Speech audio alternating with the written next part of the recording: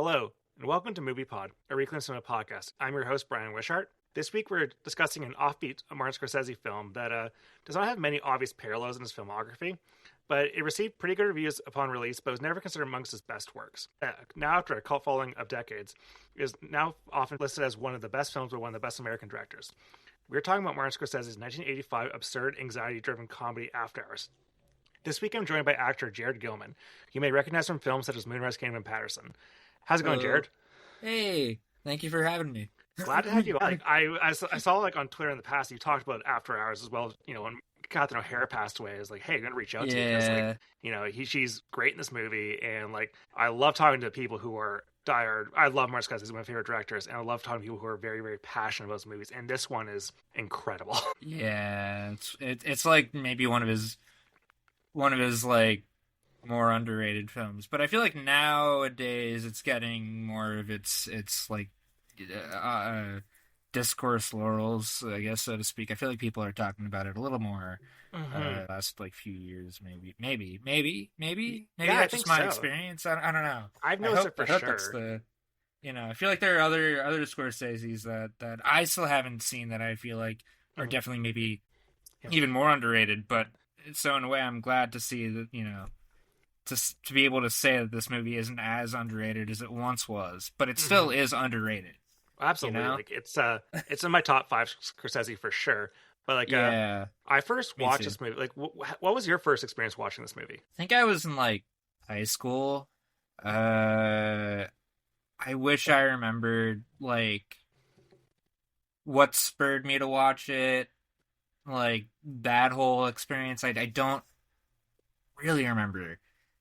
Was it an early Scorsese movie of yours that you watched? Where are you really into him? I think I had seen I think I had seen Goodfellas. I know I saw Hugo in theaters. Saw Silence in theaters. What else had I seen by that point? Departed, I'd seen that. Taxi Driver. And then I think After Hours. So it was sort of in that. I think it was when I was watching those, and then when I hit college, I watched some more earlier Scorsese. I watched Who's That Knocking at My Door, and Alice Doesn't Live Here Anymore, and love Alice Doesn't Live Here Anymore. Going down the filmography a bit more. I was watching Casino, and I'm just thinking off the top of my head. I don't have a list in front of me or anything. God. But it wasn't your first rodeo with Martin Scorsese. Right, yeah, sorry. I was going on a whole Scorsese tangent. You stopped me. Because you just think, for me in his movies, I just think things oh yeah, there's that one, then there's that one, then there's that one. And with me, I first watched, the first Scorsese I watched was Gangs of New York, when it came out on home video. Ooh, and I was oh, this guy's really, this is a really impressive movie. And then that was a fun one. And then throughout high school, I started watching more of them. Yeah, that Gangs of New York was a more recent one for me, I think. That one I watched, I think post-pandemic. I think that was when I first watched it. Because I think it just had that, reputation as, quote-unquote compromise movie. It is a compromise movie. Which it is, to some degree. But it's still, very impressively, it's still, a really fun movie, great performances, incredible production design. Yeah, I was gonna say the production is extremely impressive, and just I don't know, I love watching Scorsese directed battle sequence. Yeah, of sorts. So good. I like how visceral it gets. And that came out the same year as Lord of the Rings: Two Towers, and I was obsessed. Oh with yeah, and I was 11 or so when that one came out. So I was in the mood for these kind of big budget kind of movies, and that kind of through Gangs of New York, I was it got me. I started watching more Scorsese movies in high school. So I watched Goodfellas, Taxi Driver, and stuff. But After Hours, I didn't get to for a long time because it was just one of those movies that was never really on lists of the ones to watch. Yeah, and I think I watched it the first time at Turner Classic Movies, and sometime after Silence came out, so it wasn't a more recent one. But I absolutely loved it initially, right away. And I really enjoyed it too. And again, I'm sorry, I'm just trying to remember now. I'm just trying to remember why I even watched it, what it was that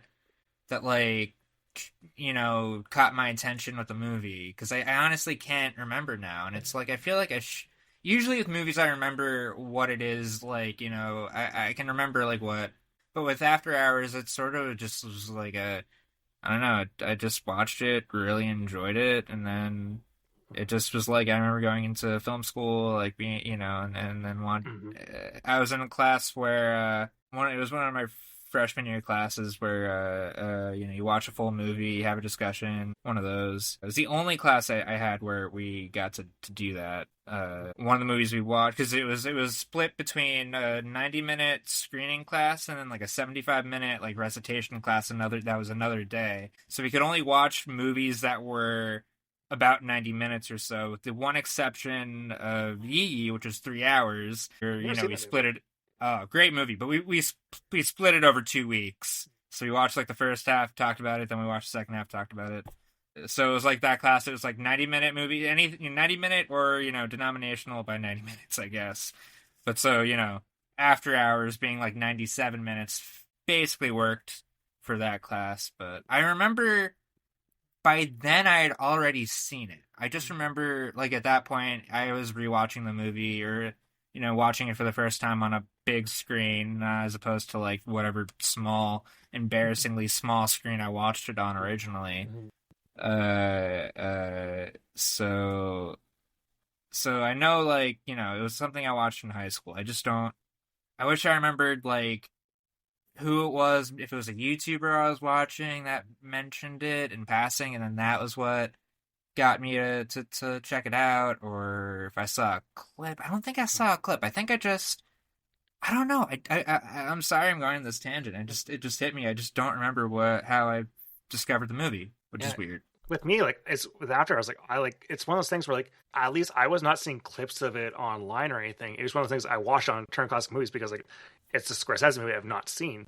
But it's not like Yeah. it's like Goodfellas where there's tons of obvious clips online or like Yeah, Wolf like of Wall Street. Like yeah, oh wait, that was the other one I watched when I was in like high school. It was Wolf of mm, Wall Street. Yeah, that one. Yeah. In fact, I can go through. I have his IMDb open. I can go through. I can give you a better comprehensive list of the movies that I watched when I was in high school, college, and beyond. mhm. If that, I don't know.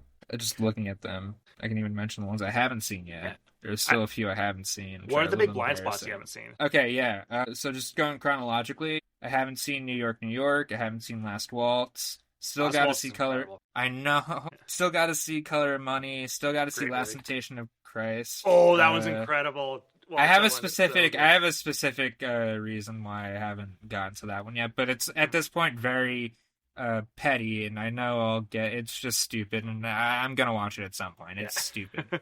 It's so dumb. My Yeah. reason, my story behind that movie, but then I haven't seen Kundun, which is Solid movie. when I was mentioning underrated Scorsese movies, that's the one I always think of as like probably one of the most underrated ones, and I haven't seen it. It's hard You to know. track down because like I think it was only ever on Oh DVD. shit! You're right. It's not even on streaming. Yeah, That's 'cause, fucked up. there's issues with I like mean, China and censorship with it when it first came out. I think Harvey uh, Weinstein fucked something over that one too. shit. Well, I But it's mean, there are always the other sites. yeah, There's always the online ether. yep. Uh, Like it is a movie you can track down pretty easily. I remember after Yeah. Killers of the Flower Moon came out, I went on Scorsese binge and watched all of his narrative features and figure out knock down the blind spots too. And like Mm. there's a really crummy YouTube rip of Kundun I watched, which was fine. But I found it on at a thrift store about a year ago, so I have the DVD Oh, of it right now. nice. So Oh, yeah. I feel like I've seen it at thrift stores before. yeah, if I you see one, should have. pick a copy up because Yeah. it's the hard one of his to I find. regret, if I actually did see it. I've gone to so many thrifts and Yeah. scanned through the DVD section so many times at thrift stores. I'm sure I've seen it there. Yeah, it's like my Um, main my happy place is going to the thrift store and it's like flipping through all the discs. I do it like at least once a week. Yeah, I had been doing it quite a bit, and I haven't done it in a little. Last major narrative film I haven't seen is The Aviator. That's a good one. I've seen like bits and pieces of it, like when he's like gone off the deep end and he's like isolated himself. Oh, yeah. I've seen some of that some of that. I just haven't seen the rest of it. And that was because that I specifically remember. It was like I was a little kid, and that movie was on TV, on like at like a hotel or something, and I was just like, randomly watching it, and I caught like a little bit of it. I remember that, but I don't remember, what it was that made me decide to watch After Hours, which I just don't understand. But yeah, like After Hours is just one of those ones that like I feel like if you've seen it, it's one of those ones that really just like people like this one a lot. I feel it's underseen, but like once people actually say like, oh, this is great, and like it's like there's a lot of stuff that's like very similar to Martin Scorsese movies in this movie too. Like protagonist just kind of caught between multiple worlds. The high stress scenarios, but like when it comes to like being like it's a very very slickly funny movie in a way that his movies usually are not. Yeah, like although Wolf they of Wall are Street's funny. Hilarious. Like Wolf of I Wall feel like Street's his absolutely movies, hilarious. they always they tend to have some kind of sense of humor to them, even if it's slight. I feel like, although obviously they have their really dark moments, of course, too. But this one had a really special combo of that, I think, because it is really dark. Ultimately, I think like I've seen people describe this movie as like a horror movie, and I totally kind of agree with that because like it's the idea of like going out in the middle of the night, kind of going against your own nature, and then just through that, just going through it completely, having a prolonged panic attack. Yeah, it's like a nightmare movie, anxiety dream. It truly is. It feels like an absolute nightmare, and like I've like I know I've had nights where I kind of like I'm gonna get out of my shell a little bit, and then just like I'm out too late, not where I want to be. I just want to get home. Yeah, and it can get it's all too easy to find yourself stuck in New York City later than you want. Yeah. Have you lived in New York City, or do you live in New York City? I live in New Jersey. I live like a 40-ish or so minute train ride away from the city. So like you've been to the city, of course, been to the city a fair amount. Like, so, yes. So in a way, I can like relate to the experience, the idea of the experience that he has, even though he's only from upstate and not New Jersey. Mm-hmm. Yeah, but it's like not upstate, like right, 91st Street. Yeah. I like don't know I know like the bar. I've been in New York City once when like I was younger, but like I'm in London, Ontario, so I'm in Canada. And okay, yeah. So like I haven't gone down that often, but like it's one of those things where like I've seen New York depicted so much on film, especially Martin Scorsese films as well. Mm-hmm. But like it's funny because it's such a concentrated city, but there's so many different cultures in them. Like think about like even Martin Scorsese's depictions of New York and like how like gangs in New York and like Age of Innocence take place within like a 15-year span of one another. Like there's such a different world you can go to just by taking a taxi for 15 minutes the wrong direction. Like New York is it's okay, what's the word? Not hodgepodge. It's crumbling pot? No. Melting pot? Melting pot. Yeah. Crumbling pot. What the fuck? What the fuck? The crumbling pot of New York City. It's a crumbling pot. Yeah, that's it. Jesus Christ. Yeah. But no, it's I mean it's crazy diverse. Which is one of the great things about it. Really. Oh, absolutely, yeah. Like I go to Toronto a fair amount because it's like a 2-hour drive for me. So like I've seen like I don't think it's the same extent as New York City, but like it is just one of those completely diverse places where just like you can absolutely see you can have a night just completely spiral of control if you let it and if you want it. Yeah, there are a lot of opportunities to make bad decisions. Yeah. Yeah. And you gotta have your wits about you. But I mean, I feel like nowadays the city is in a different place than it was when After Hours was made. Oh yeah. So that's the other thing too. It's like it's a movie of its time as much as it is of its place, and that's also I think what makes it special. Yeah, because I love how Marty depicts New York City so much because it is like his home. Like it is like he didn't write this movie, but like he did some tweaks to the screenplay, of course. But like it is like the way he depicts. He loves the city. He truly loves it. Like even something like Taxi Driver, like which is like a very cynical view of the city. Is like there's some stuff that really clearly has as a director he likes the city, and the way the protagonist looks at it is kind of like, oh, but there's actually some good and joy in the city. Like there is like people volunteering, helping each other out and stuff. It's just that this guy is it's through the lens of a guy who's completely cynical. I think that's what's cool about After Hours too, is like the lead guy is not that cynical. He's kind of just he's just exploring a different part of his personality that he never expected to explore. Like he just spent. He's more anxious, I think. Mm-hmm. More like anxious and like a bit. Maybe it's like he's unhappy, and that unhappiness has sort of like led him to be maybe a bit of a dick when he should be. Yeah, like he kind of loses it by the end. Right, but even before the end, like the whole stuff with Marcy and like him getting overly paranoid about her backstory and like totally fucking that up when he really, it's like all you gotta do is like be there for her and not fucking make her feel weird, make any of that shit, like getting up and storming out and causing her to melt down in front of Kiki. It's just like it's like as I've gotten older, I think I get maybe a little more and more like judgmental or like wanting to be like, dude, don't do that, in the beginning of the movie, just because it's like, a lot. It just leads into all these awful things. What's kind of crazy with this movie too is like, so like this movie was written by Joseph Minion, and like he wrote this as like a student thesis script when he was in film school. And like he's like, I think he was by the time this movie was produced, he was only like 26 years old. So like this does not feel like a movie written by a young guy. If the movie feels kind of like almost like a jaded middle-aged person who was writing this movie, like it's like a really like it's kind of crazy. This is like a student script. Yeah, although it's like. I feel like it's a thing. Maybe it is like a thing. Like when you're that age, it's like you're kind of thinking about, what's the worst thing that can happen now? Yeah, mm-hmm. And just sort of like riding with that. Yeah. So the initial screenplay was just called Lies, and so like so the star of the movie, Griffin Dunne, and his fellow producer, they're looking for scripts because Griffin Dunne started. He wasn't getting the action roles he wanted to get, so he decided to become a producer as well, so he can kind of just like produce his own movies. And they found this the script called Lies, and they really liked it. And they actually they had recently seen the student film that Tim Burton had done called Vincent, and they offered him to direct the film. Oh wow!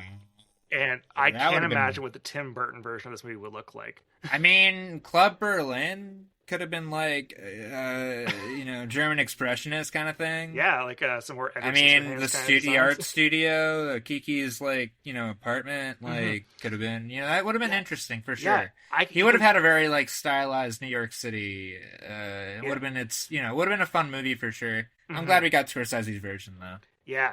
So how Scorsese got involved with it was that because he was working on Last Temptation of Christ, because that was his passion project for so long, and Paramount had just abandoned the project entirely.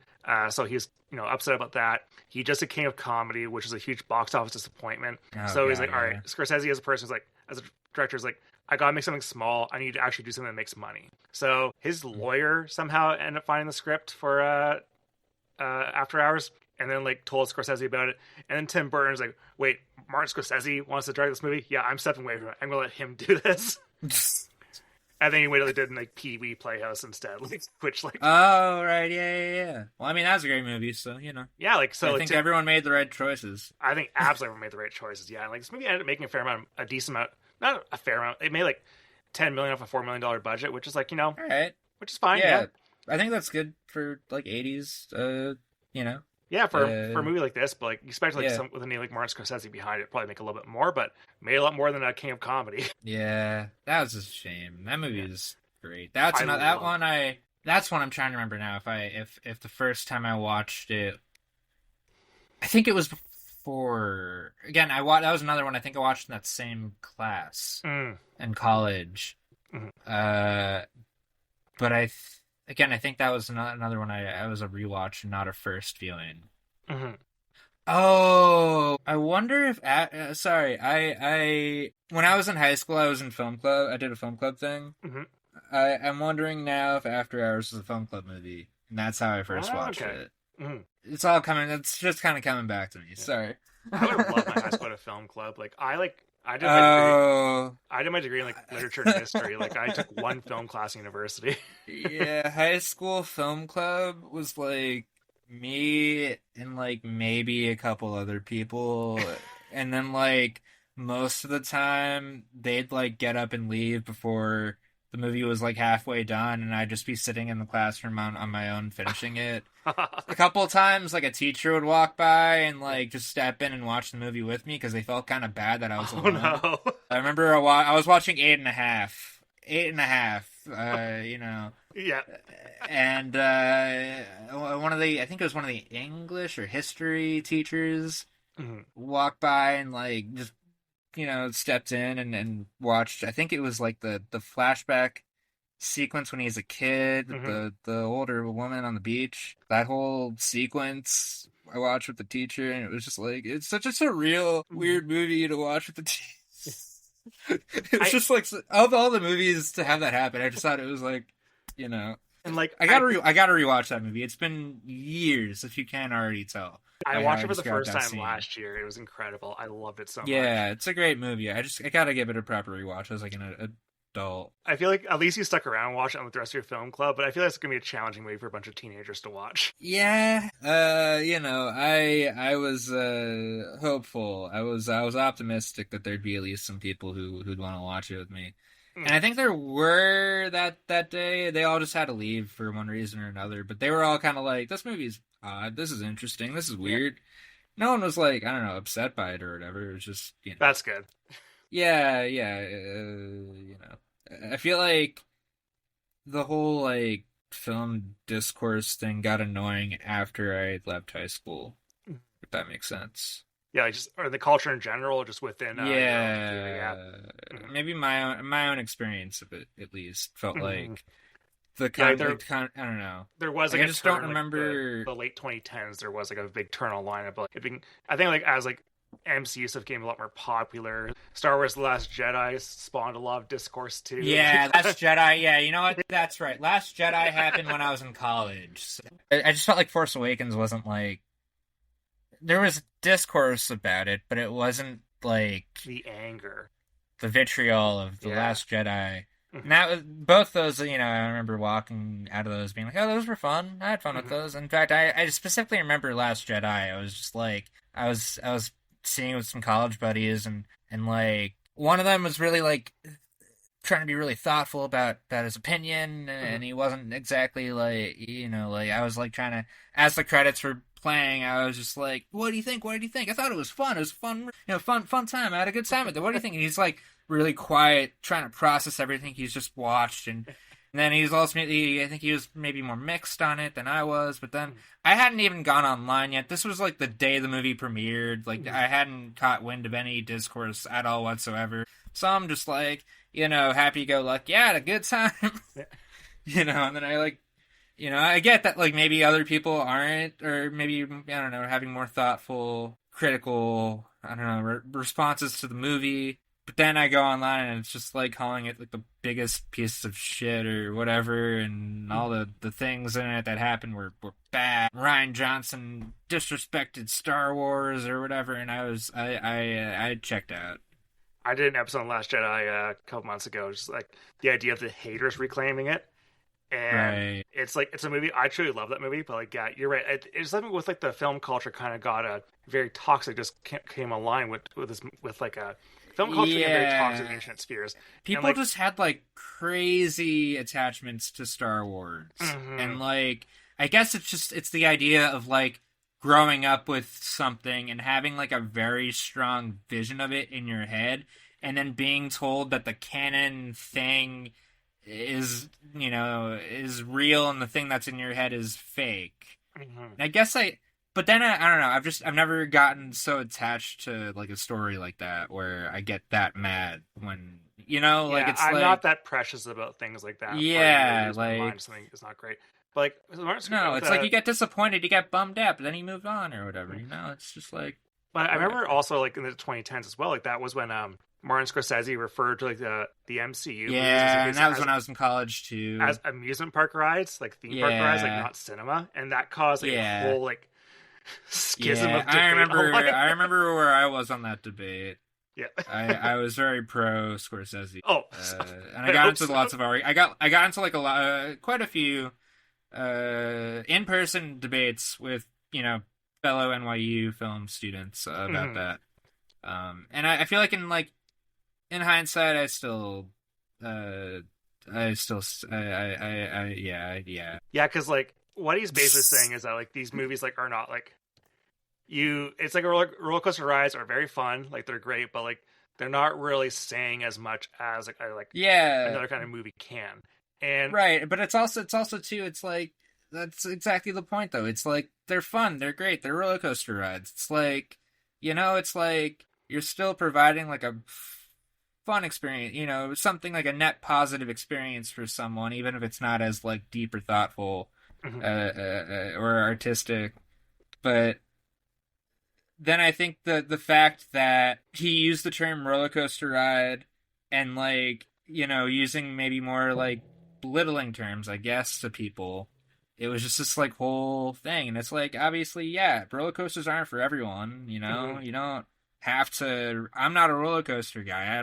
I'm fascinated by roller coasters. I love watching roller coaster videos, POV videos or whatever. Like I love that. Like I couldn't ride one, but it's like I get that they it's like, so I think it was like just like people. And I had a bad attitude about it when I was in college too. I feel like I was trying to belittle those movies as well, and I don't know. It's like they're not my thing, but like I don't know.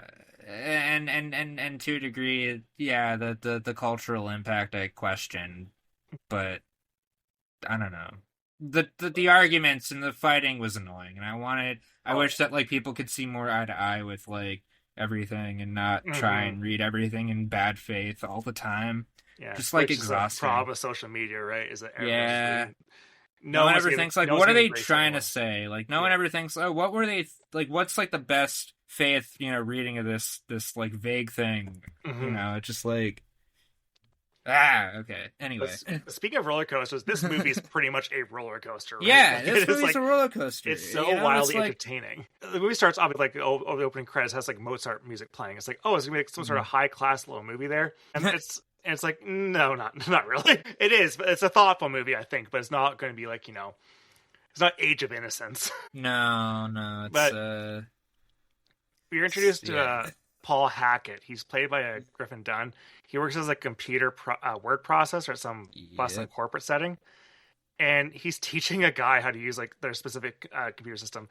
And this guy's like talking about the intellectual magazine he wants to start. He doesn't want to stay being like a fucking drone at a desk. Yeah, and his whole life, which is just great because it's like Paul's whole life is that. Yeah, and like, I love Paul just like as this guy's describing this magazine there. Yeah, just looking around the office there, he's like watching papers being flipped, like typewriters being typed on. He's like, oh, this actually is potentially the rest of my life. And after work, he goes home. There's nothing on TV, so he puts the suit back on and goes to a diner that's near him. And he's reading at the diner. He's like, has a meal there. He's reading the Henry Miller's book, Tropic of Cancer, and which I've never read. I have no idea what it's about. But also, though, just the concept of like, you're just going to a diner, you pull out your book and you're casually reading, and then like someone else notices, and then you strike up a conversation, and then that's like a foreign concept nowadays. I feel like it feels like such like a like dream, like, oh, like I can meet the girl of my dreams because I'm gonna seem like such an intellectual because out of the book that like. Yeah, like that kind of thing, is such an 80, is so of the time. Another thing with that scene that I love is that I think that's Scorsese's parents in the background, right? Oh, I think it might be. Yeah. I'm pretty sure I'm pretty sure at least it's his mom, and then I think that's got to be his dad too, sitting across from her. Yeah, that sounds right. Yeah, like if it's not them, it's people who look exactly like them. I love they always cast as put his parents in the movies. Always I love that. It's like I feel like directors obviously he did this too, but like directors are more known for putting themselves in their movies, like having a self cameo. I feel like you don't have a director who's known for putting their parents in the movie on like repeat projects, right? Yeah, like I can't think of any other director who's done that. I can't think of anyone really. Like more than like one movie. Like maybe a movie they'll give a little cameo to a parent. But like Scorsese has done it like multiple movies. Well, I think like it was a recurring thing. The most famous mom casting in a movie, I think, or for cameo is, and When Harry Met Sally, when Rob Reiner's mom is the one says, "I'll have what she's having." Oh yeah, that's right. That's right. Rest in peace, Rob Reiner. Yeah, rest in peace. But did he cast her in all of his movies? I don't think so. I don't know. Maybe some of the later ones, but I didn't watch those ones. He may totally have. He totally might have. You know. But obviously rip Rob Reiner. That fucking awful. That was awful year horrifying. Absolutely horrifying. Yeah, just horribly tragic too. Just when you find out more information about all that, because like when the news first broke, I had no context for Rob Reiner stabbed in his home. Like, and I'm just like, what monster would go and murder one of the most beloved directors of our time, and then you find out who it is, what the history is, find out about the movie they did together. Yeah, that was like the last Rob Reiner movie I watched. Like it was like I haven't seen it. Yeah, I never watched it. Not really. I mean, I've seen clips, and then I've seen like press, interviews. Like clips of the movie alongside like press interviews. The press interviews are so tragic because he is talking about how his relationship with his son and how like special it was for them to make that movie together to kind of bridge this gap they had. And then it's a horrible thing too, because I feel like the movie, maybe I'm speaking out of turn, I don't know. It just feels like the movie was like made maybe in the wrong era, like in terms of like the sort of like Hollywoody constrictions that they may have been felt like they needed to have in the plot, like sort of in terms of how the dynamic between the father, the in movie father and son plays out versus the real life counterparts, maybe sort of dressing things up. Part of me kind of feels really awful just thinking about all that. It's just like this idea that like this was going to be their chance to mend things, and then shit just really got in the way, and then maybe the experience was not the meaningful thing that it should have been, and then it became like a cudgel. That's like the tragedy of it, because like it's just like these things are supposed to be healing for people, but then maybe not. But it's like maybe my accusation is that it's studio interference. Like them having to put concessions in the movie to make it nicer than the real story. Yeah, because it feels like it's a movie that feels like very, very generic, which like which I feel like because it should never be. You right? shouldn't make a story like that should feel personal. Yeah, because it ultimately does not feel like a movie that like really speaks from his heart, which I think is a. It's tough to have any movie kind of like feel personal. Like even like this movie for like Martin Scorsese made some very personal movies, and like this one feels like a work for hire movie, but like it has a lot of things in this movie that appear in other movies too, like thematically. This you can tell right. He didn't write this. You can tell it drew him to this project. Yeah, I think it's just that like he's so good with like portraying anxiety and paranoia. Yeah. Like this whole movie basically is just like that scene in Goodfellas at the end there where he's like making sure his brother's like stirring the meatballs properly while trying to flush the cocaine down the toilet and everything, and helicopters flying all over the place. He's so good at like making just like the absurd feel natural in this movie especially. I feel like just because like so many things that happen in it are just so fucking weird and crazy, but it feels like it feels like real, or it feels like like it doesn't, like it. Am I making sense? I don't know. Yeah, like it feels like there's like properly sketched out people. Like these feel like these people with actual lives and stuff. Yeah, there's like a sense of like lore that you're not even hearing, that things that are happening in the background to what we're viewing. Because like things are piecing together about Marcy and like her husband and like her boyfriend, who she only briefly mentions when she calls Paul up in the first time when and he's like thrown off and then forgets about it immediately, and And then, he fucking sees her leg, thinks it's like a scar. It turns out it's a skull tattoo, which is exactly the key that he got. Which is great, because it's like he should be putting the dots together then, but he clearly didn't. He just saw the two things, and he was like, huh, that's funny. And then when he was on the phone, he's like, oh, shit. And when John Hurd's on the phone, and then he's like, oh, fuck me. Afterwards, and he's crying about Marcy. And, like, during the meet cute there, like, so she's asking all about the book and everything. They're talking about the books. They're quoting the book to one another. And, like, she makes it, like, the cashier at the place is, like, doing some dance moves with themselves. Oh, God, yeah, no, that was great, because it's, like, she's got the line before. She's like, I think that cashier's doing something up with that guy. It's a little weird. But there's, like, you had no reason to go out with that. You're just like, oh, she's out. And then he goes up to the cashier, and he does a little fucking, like, turn. And, like, just, like...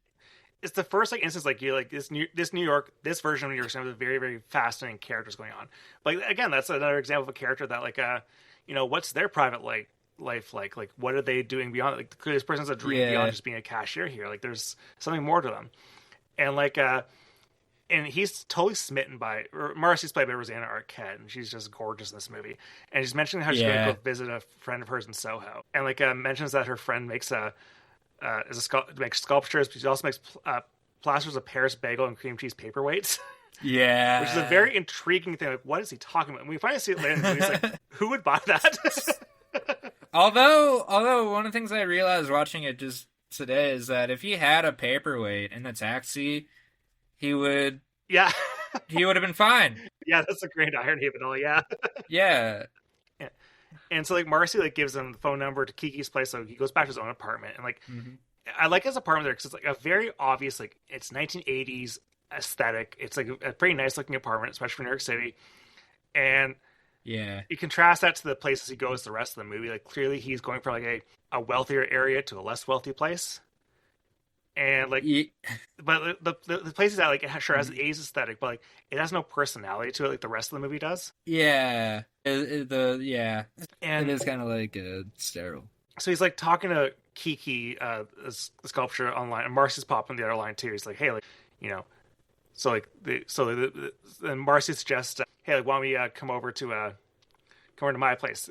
But also she mentions that she's, like, going to a fight with a guy. And And I love how Paul's just, like, being like, no, I think you can figure out some way to straighten things out. You're a smart girl and everything. He's like, oh, really think so? And then Paul's, like, brain started clicks, and, like, Griffin Dunne plays it so well. He's like, well, actually, I don't know if, like, everything works with everyone, because he's trying to hit on this girl. Yeah. But he catches himself. He's like, well, actually, I don't know your situation. It just plays it so fucking well. Just that the awkwardness of, like, being thrust into, like, a social thing with someone he's trying to get with. Yeah. It's like, oh my God.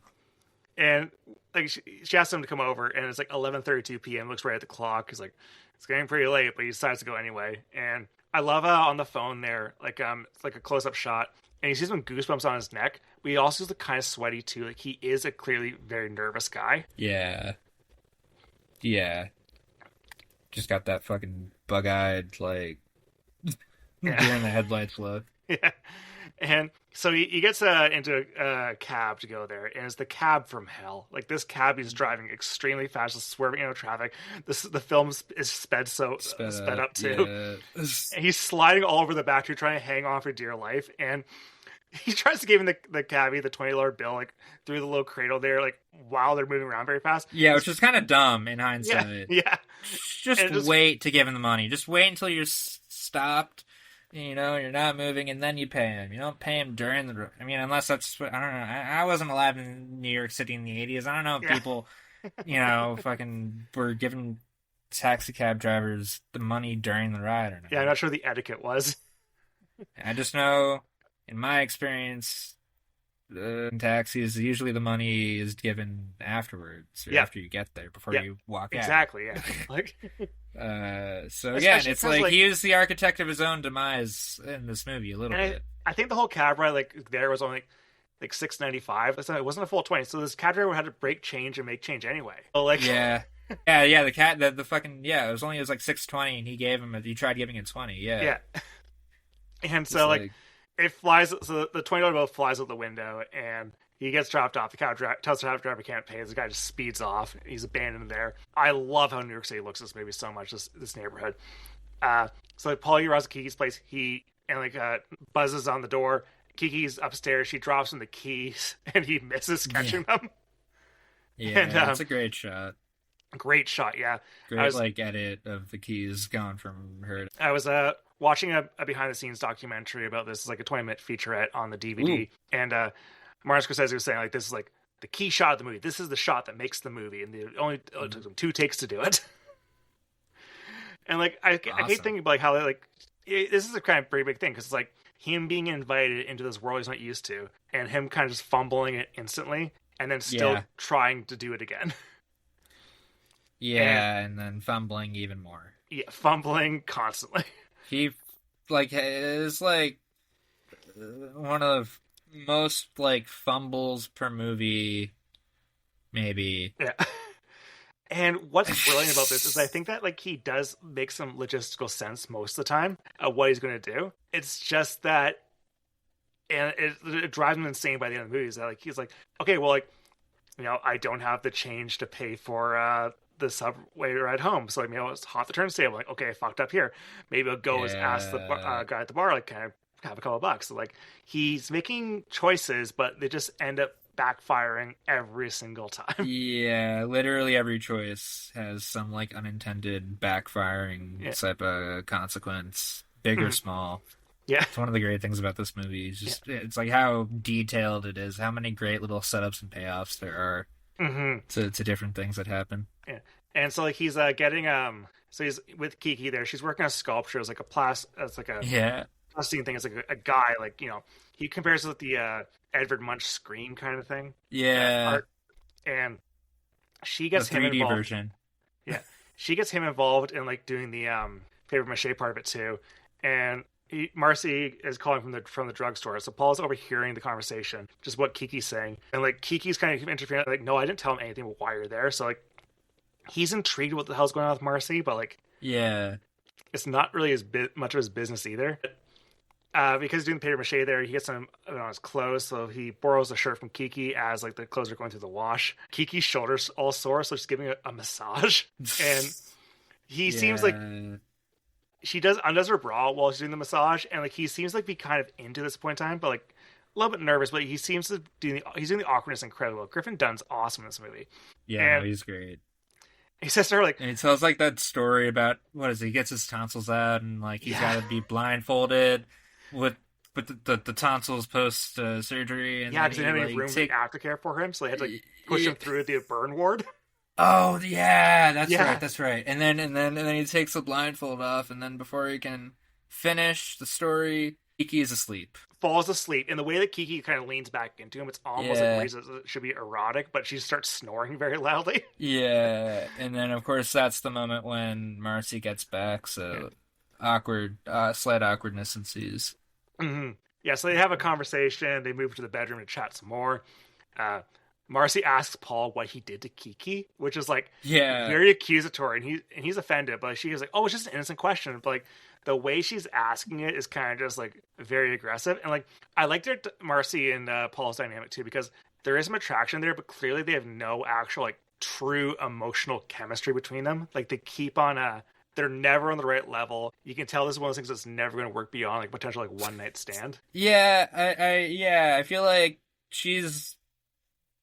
Yeah, I mean, yeah. Part of me wants to be like it could work, but also I don't know. I really don't know. Yeah. I think neither of them were in good mental places for each other, so probably not at all. And you never really figure out. And Marcy goes through some. Her struggles too. Like, oh god, yeah. Yeah, so like she gets like a phone call, like, you know, takes a message from a guy named Greg, and then Paul starts snooping through Marcy's stuff, and he sees like a prescription that she picked up for some burn ointment, for some 2nd-degree burns. He's able to hide the fact that he's like snooping because he's like, oh, like she's like, I told you to stay in the bed. So, like, Paul just stays right in the bed, like he's just waiting for Marcy to, you know, freshen up, and the camera's kind of spinning around his head. He's clearly stressed. He sees a couple just having sex from across the street, and Paul, like, Marcy returns. Paul tries to make his move on her, but Marcy just wants to keep on talking a little longer. Paul mentions that Greg calls, and Marty drops the F slur. So it's like, oh yeah, like he's Oh just calling to yeah, complain about one of his boyfriends. But he has yeah, Paul such a good look of delight when he's like, okay, it's not a boyfriend or an ex, it's just a gay friend. yeah. Which is funny. There are a lot of. It's funny the like milieu of the lower. Oh God, what is it? Lower East Side or Soho? I forget which side. I forget. Soho, yeah, Soho. Just it's like all art, goth women, artsy women, and gay guys. Yeah. A lot like of gay guys who are like the bikers are really making out at the bar there. Yeah, and then the people who are like the mob, watch. Yeah, the neighborhood watch couple. Yeah, and like he's like dressed up like a a 80s conservative businessman kind of thing. Yeah, he looks like very out of place. Mm-hmm. And so then when the tide totally turns on him. Yeah, it's like, you can see how that he gets. And so, like, part of this conversation is that, like, she relays him a story about how she was sexually assaulted at knife point in the very bed they're in by a former boyfriend, and which is just like obviously horribly traumatic, horrible, but also like the worst thing that he would want to hear in that moment, probably. Yeah. Like, she is not afraid to share everything about him, but he's kind of caged off. Yeah. And they leave to go get some coffee, but Paul notices there's a $20 bill macheted onto the sculpture. Yeah. He tries getting it, we can't get it right away. Yeah. But he knows there's a $20 bill in that apartment. They go to a diner, and he asks her who Franklin is, because Franklin's name on the buzzer, and mentions, like, gives a whole story about how Franklin was her husband, Frank's the last name of her husband, who apparently lives in Turkey now. She tells this crazy story about how he was a movie freak, obsessed with Wizard of Oz, and like, have you seen Wizard of Oz? And Paul's like, Wizard of Oz, I've seen it. It's such a great line reading, and yeah.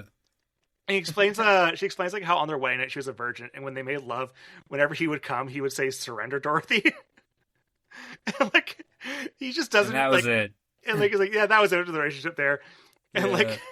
I love how Paul doesn't really know how to really react to the story whatsoever, and like, but he asks questions, and like he's like, "I'm sorry, I'm putting you through the whole meal tonight." And Marcy's like, "Don't worry, it happens a lot." So like, clearly this kind of interaction she has with like strangers is kind of just like a common thing with her. She likes to share a lot. But it's also it's funny that she overshares, because then he still has further questions that she won't address about her like scars, about her burns, about all that, and it's like. Just give it 5 minutes, Paul. She'll tell you. It's like, I'm like, dude, chill, just chill. Yeah. And then, of course, the biggest mistake, trying to get a joint, or trying to smoke a joint, and he just cannot shut up about the weed. Yeah. Just about the fucking weed, and about, oh, God. Yeah, and it's like, is it Colombian? She says it's Colombian, like, it's not Colombian. It's not even pot. It's like, oh, the guy who assaults me thinks it's said it's Colombian, and he's like, it's just like, oh, like the guy's a liar. Like, why are you freaking out at me, Paul? Like, he's it's not. Like, dude, don't complain. Don't complain. It's like, play it cool, play it cool. It's like the whole time you're watching that, it's like what you're thinking. It's like, yeah. But also at the same time, it's like, he's got a childhood trauma with burn victims, and she might be a potential burn victim. Yeah. So it's and he finds he's sleeping around her bedroom some more, and finds that big book of burn victims, like whatever. Yeah, like a huge book of it, Jesus. and just like, and I love it's the worst things for him specifically. Yeah, and I love how he like opens up the book there, and like amazing Thelma Schoonmaker editing this movie. Yeah, where it's like a very like basically 8 burn victims within the course of like 2 seconds. Yeah, very blinking you'll miss it kind of thing, which is it's great. Yeah, but like he freaked the fucks out. So he like he's like, where's the paperweight I came over to get? And like he just doesn't get that, so he just leaves and storms out right into the rain.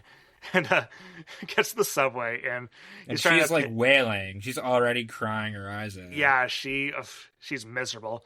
And yeah, he ruined her life. And so he goes to the subway, tries to buy a token from the booth there, but the cost has gone up because it's after midnight. And he's like, just give me the old price. Like, I can't do that. Like, the guy's like, what if I go to the club and I tell somebody? Yeah, what if I get drunk and tell someone? I can't keep a secret. It's just like a funny, sure.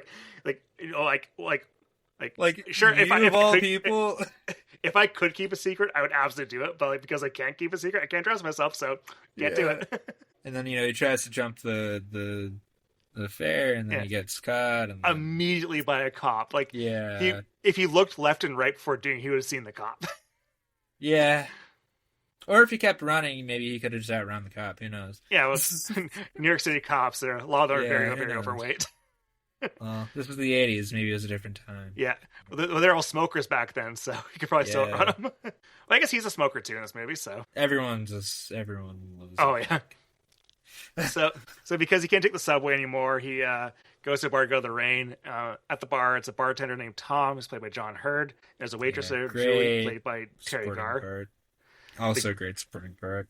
Yeah, fantastic. This movie's just full of such great supporting parts by dearly departed actors.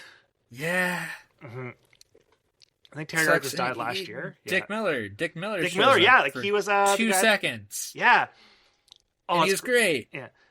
There's a deleted scene where it's later on in the movie where he goes back to that same diner. And Dick Miller's there? Dick Miller's there, and they do small talk. And, like, Dick Miller says to Paul, like, hey, tell Marcy to say hello. This is after she's dead.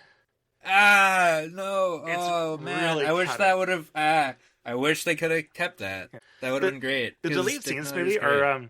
I need to see them. I haven't watched them yet. Yeah, there's maybe, like, 6 of them. You can tell why they got cut because it's a lot going to different same locations again or going to new locations. Yeah. The best deleted scene, though, it kind of goes on for too long, though, because it sets up another deleted scene where basically it starts off with he runs into Tom again after Marcy commits suicide. So, like, he's talking to Tom, and, like, Tom's like, I found her suicide note here, so, like, and he shows him Paul the suicide note. The suicide note says, like, it is not Tom's fault that I did this to myself. Signed Marcy. So, like, oh my God. Tom feels good about it, but Paul looks miserable because he thinks it's his fault now. It's so dark. I mean, if he wasn't drawing that conclusion already. Yeah. And it's such, like, perfect, neat handwriting, too. But then, like, it leads to a scene where, in the deleted scene, that leads, like, why he crashed at my house overnight tonight, and, like, he goes to his apartment and tries being in his bed, and, like, he accidentally flips a switch, gets some, like, strobe lights or something going on, so, like, it's kind of, like, a bit extra unneeded, because it kind of ruins the pacing when it comes to him talking to Tom later on in the movie. Also, I guess maybe it doesn't really pay off the toilet bit. Yeah, surprising the toilet bit doesn't really get paid off much either. Yeah. So what the toilet bit is that so Tom, like, the bartender, offers Paul some cash to get back home to subway fare. So only like $1.50. While he's there, like, they're interrupted by some neighborhood watch people bang on the window saying, like, there's been a lot of burglaries in the area. So Tom's not sure if he turns the alarm on. And so Tom, he's like, but the timing of it's great, though, because the guy bangs on the bar door to tell him about the burglaries right before they do the switcheroo. So then immediately gives John Hurd, like, a little, like, unease of the situation, because it's this random stranger asking to go into his apartment. Meanwhile, there's someone, like, going burglarizing, the whole Soho. And so then it's like he gives him his keys so he's... After he tries and fails to open the cash register by kicking and punching it a lot. Yeah, oh my God. The fucking... that extended shot of him just, like, wailing at the register. And Paul just being like I have noise sensitivity myself, so, like, just being in a situation like that, I would be like, nope, don't worry about it all. Like, I would just let it be. Yeah, that's... Yeah. There's also everyone in this movie is, like, underlying rage and frustration. There's also the bathroom at the bar there too, where Paul spends a lot in this movie. He goes to the bathrooms a lot to, like, look in the mirror and freshen himself up, and he looks more haggard each time. Like, you get a 5 o'clock shower. Supercut of all the bathroom scenes in this movie. Is there? Oh yeah, there would be. I'm saying you can make one. I'm not sure if there is one. Yeah, there hopefully is one. I haven't seen it, but I know if there is one, it would be great. Because the one at the bar here, he looks to the left of the mirror, and there's some graffiti on the wall of, like, a guy, like a naked guy, a stick figure guy, like, with his penis sticking out and a giant shark biting the penis. Very evergreen image for the movie. Yeah, I saw someone with a tattoo of that once. Yeah, I've seen. I know people online who have that as their, like, their Twitter Abby or whatever. Yeah. Thing is, profile pic. And so Paul, like, this, like, okay, we'll swap keys. Like, I get keys to your apartment. I will, because you can't leave the bar because you're working. I'll go to your place, check the burglary alarm. You take my house keys, so, like, you can know that I'm not going to rob you. Trust me that I'm not gonna steal your shit. Yeah. he goes to the apartment, freshens up again at the mirror, and flushes a bunch of tissues down the toilet, which causes the toilet just to flood over. Yeah. And like the water's all blue because it has a kind of like whatever, like kind of a. I guess, it's the 80s, that was a thing. Yeah. I don't know. Because, like, you go in the airplanes have blue toilet water. Yeah, like, outhouses do too, like porta potties. Yeah. Like, whatever kind of disinfectant it is or something, or maybe it's to prevent the smell. Yeah. Or maybe it's something to do with New York pipes or something. All I know is I've never, in my time using bathrooms in New York City, I've never come across one with blue water. Mm-hmm. So I just love it as a detail. Yeah. It's like an absurd, like, nightmare kind of thing. Because it's like, not only is it's not just water, but it's blue, so it's gonna, it's gonna fuck up the floor. It's gonna get everywhere, yeah. Yeah. And it is funny, they never go back to it. Mm-hmm. And, you would think the deleted scene with John Hurd, was that after that scene? That's after that scene. Yeah, it is. Yeah, because he knows about the suicide, all that. So it's like, you would, maybe that could have been another reason they deleted it, was because he realized like there was no payoff for that, and he felt like maybe it's better off, if you're not going to pay it off, better off to just like not even go back into that apartment, like, period. Yeah. He's like, he scurries away from the apartment, and down on the staircase he runs a couple of those clearly gay guys, accusing him of being the thief there because they don't recognize him. Like, oh, I'm a friend of Tom. Like, what's Tom's last name? Like, I don't know, Tom goes on the third floor. Like, it's like giving the most suspicious answers possible. Yeah. He's not really making a good case for himself. I also love because, like, Tom's such a generic sounding name, so it could be something he's making up to. Like, yeah, because it's also like, it's like the guys are like, there are 3 Toms that live in this building. Yeah. And he gets outside, and we see Cheech and Chong, who are in this movie. They're moving a Kiki's sculpture we saw earlier into a van. And like, he's like, hey, that's not your sculpture there. He scares them off, and then they drop the sculpture on the street there. Yeah. So, and I love that bit, because you find out that it's like the one thing that he actually purchased. In his entire life, yeah. Yeah.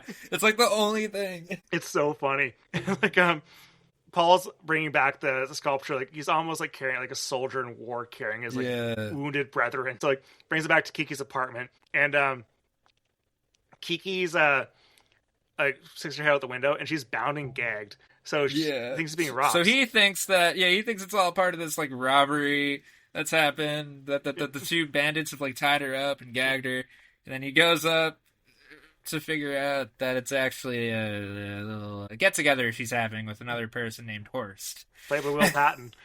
Yeah. And so, like, the Horst like chews him out for abandoning Marcy. And yeah. He's like, you better regret what you did or something. Yeah.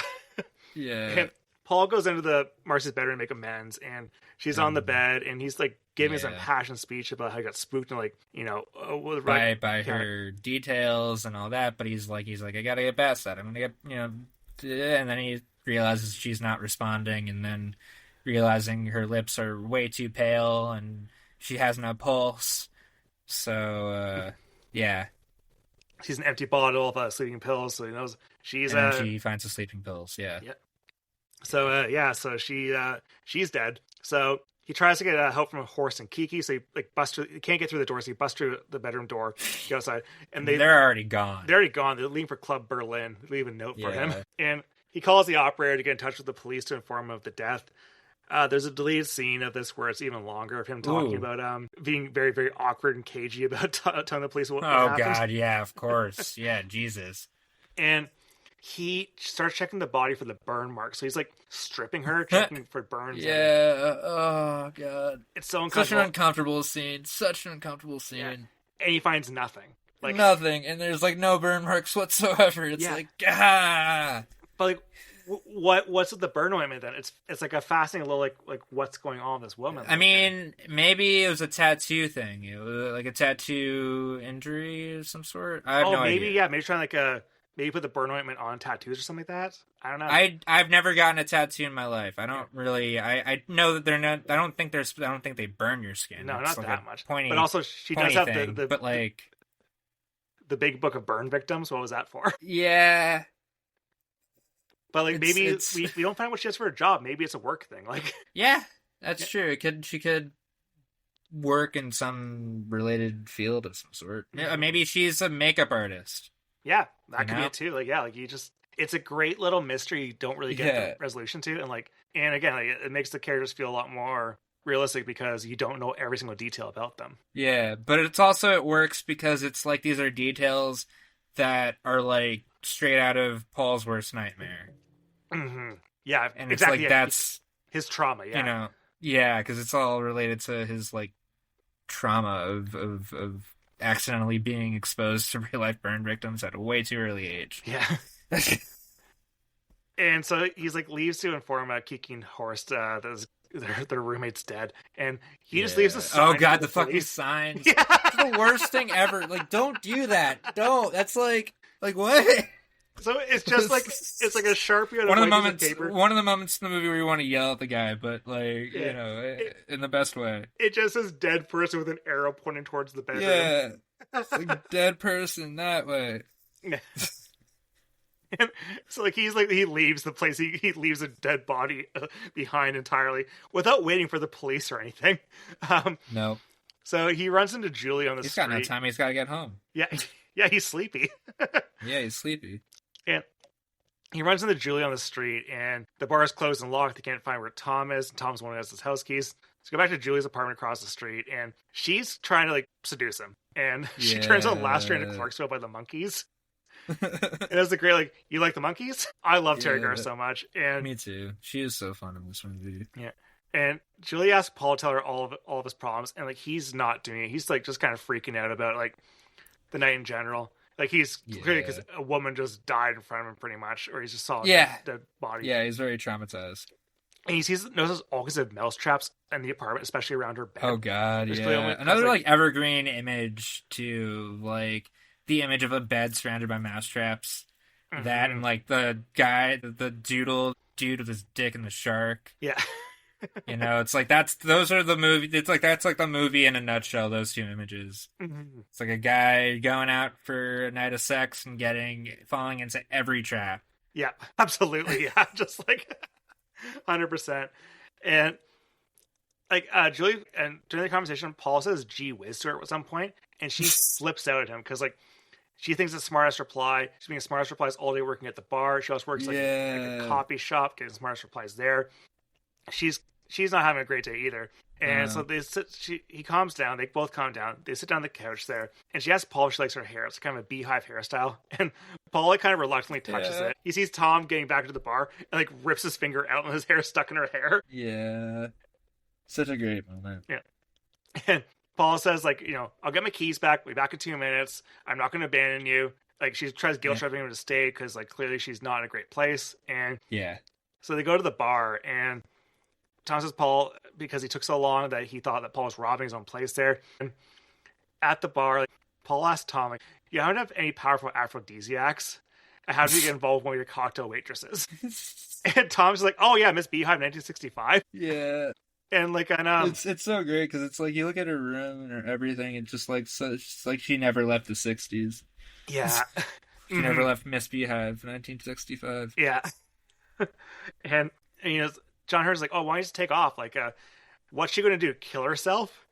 Yeah, oh my god. And then immediately he gets the phone call that his girlfriend killed himself. Yeah. It's so... Again, like anxiety dream nightmare kind of moment. Yeah, it's like the timing is just the worst. And, yeah. And Paul tries to console Tom, and one of the gay guys at the bar is like, oh, what can you say? It wasn't your fault. Like... I guess maybe that's part of why they cut that one scene out with the note is because like maybe he just felt like the joke was made with that line. You didn't need to put a hat on a hat or whatever. Yeah, absolutely. Yeah, like it makes sense. Like just not overdo it because this movie's like it's under an hour and 40. It's like a perfectly paced movie. So like I see like why like having more scenes would probably kind of slow it down a little bit, but the nice little novelties. I think if you probably find the deleted scenes online, I think they're worth checking out. I hope they're online. I hope they're on YouTube. I mean, I know that like the bit. We'll get to it later on, but the bit where he's telling the one guy everything that's happened to him over the course of the movie was like filmed to be all like one scene, but then obviously in the edit they cut they made it into a montage. But then the longer version of that I think is the teaser trailer for the movie. That makes sense. Yeah. I think. because it is such a like a teaser trailer kind of thing of like yeah, because he's things just giving all the exposition of what's happened to him. Perfect for a trailer. Mm-hmm. And he goes back to Julie's place, and Julie gives him a reward for actually returning to him. So like, he gives him a gift, and it's a plaster of a Paris bagel and cream cheese paperweight, and it's just like, yep. So he got one of the things he wanted. Yeah, and like as she's giving it to him, a mouse trap snaps and kills a mouse. Yeah. So you can see his mouse just dying within the mouse trap itself, with like a broken neck, and like he's like, yeah, like I gotta go, like let's exchange numbers, we'll see each other again. And, like she gives a phone number, but it's not enough numbers because like back in the 60s, there's only 5 numbers. Yeah. It was like 54433 or something. Yeah. Yeah. And like she's truly locked a couple decades prior. Like she's not left that period of time. And he leaves. Tom's closed the bar yet again. Cheech and Chong are out there in the van. And this, we're gonna talk about that. We're gonna skip that part about Cheech and Chong. And goes to Tom's apartment trying to find Tom, and they think Paul's robbers, so he chases him away. And as like he fixes him up at another restaurant there, looking way worse for wear. He leaves and goes to Club Berlin, and the bouncer does not let him in at all. He makes him wait. But he lets the guy with the mohawk in for free because it's Mohawk night. Which is funny because it's like when he goes in, Kiki and Horst don't have mohawks. Yeah. Yeah, but they're very punk looking, right? So I feel like they kind of fit in. Apparently, the scene with the bouncer, Scorsese wrote this scene. Well, he does cameo in the club, so... He does, yeah. Yes, in the club itself, it's a very loud punk club. There's all kinds of punks that are trying to get him to shave his head into a mohawk. And they get a little patch. Yeah. As is happening, you see Martin Scorsese as like the spotlight operator at the club, just like moving the light all over the place. It's such a funny little cameo, like... Yeah, because he's all like dressed up like a little like SS looking guy, like a military guard. Yeah, and so he's in a skate with only some of his hair being lost. He sees a cab and he gets in, like tries to get into the cab there, but the patron in the back there opens the door, makes him bleed in his arm, and the woman who gets out is Catherine O'Hara. Man. Yep.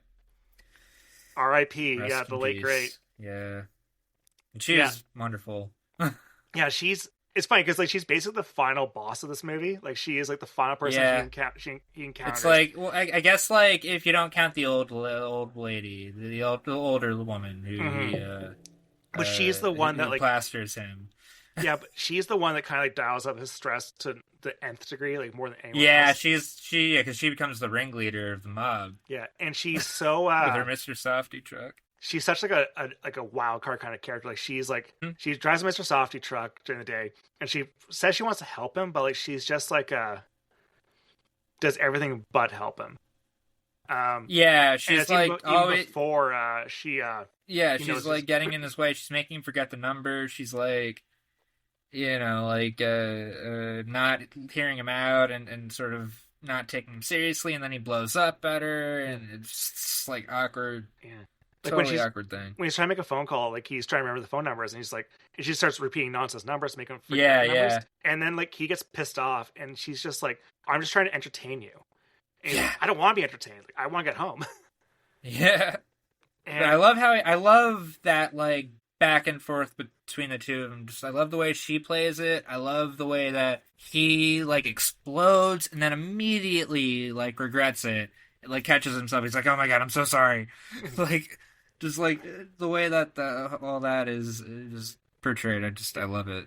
And like when she's trying to dress his wound and like sees the paper mache on his arm, is reading an article. She totally ignores the wound and goes for the paper mache. Ignores the paper mache, reads the article, and it's like, fucking about a guy getting ripped apart by an angry mob. Yeah. Which is like literally what's about to happen. And, there's a lot of really funny like things like that, like that, and the John Hurd's suicide line right before getting the call, like the thing, weird things like that. The foreshadowing of the movie. Yeah, but it's also just like it's funny how the foreshadowing. It's like almost it's like set up payoff foreshadow. It's like so quick. Yeah, and it's like she offers like because she tries to rip off the paper, but it's like it'll hurt if you rip it off. It's like, oh, fine, I'll burn it off.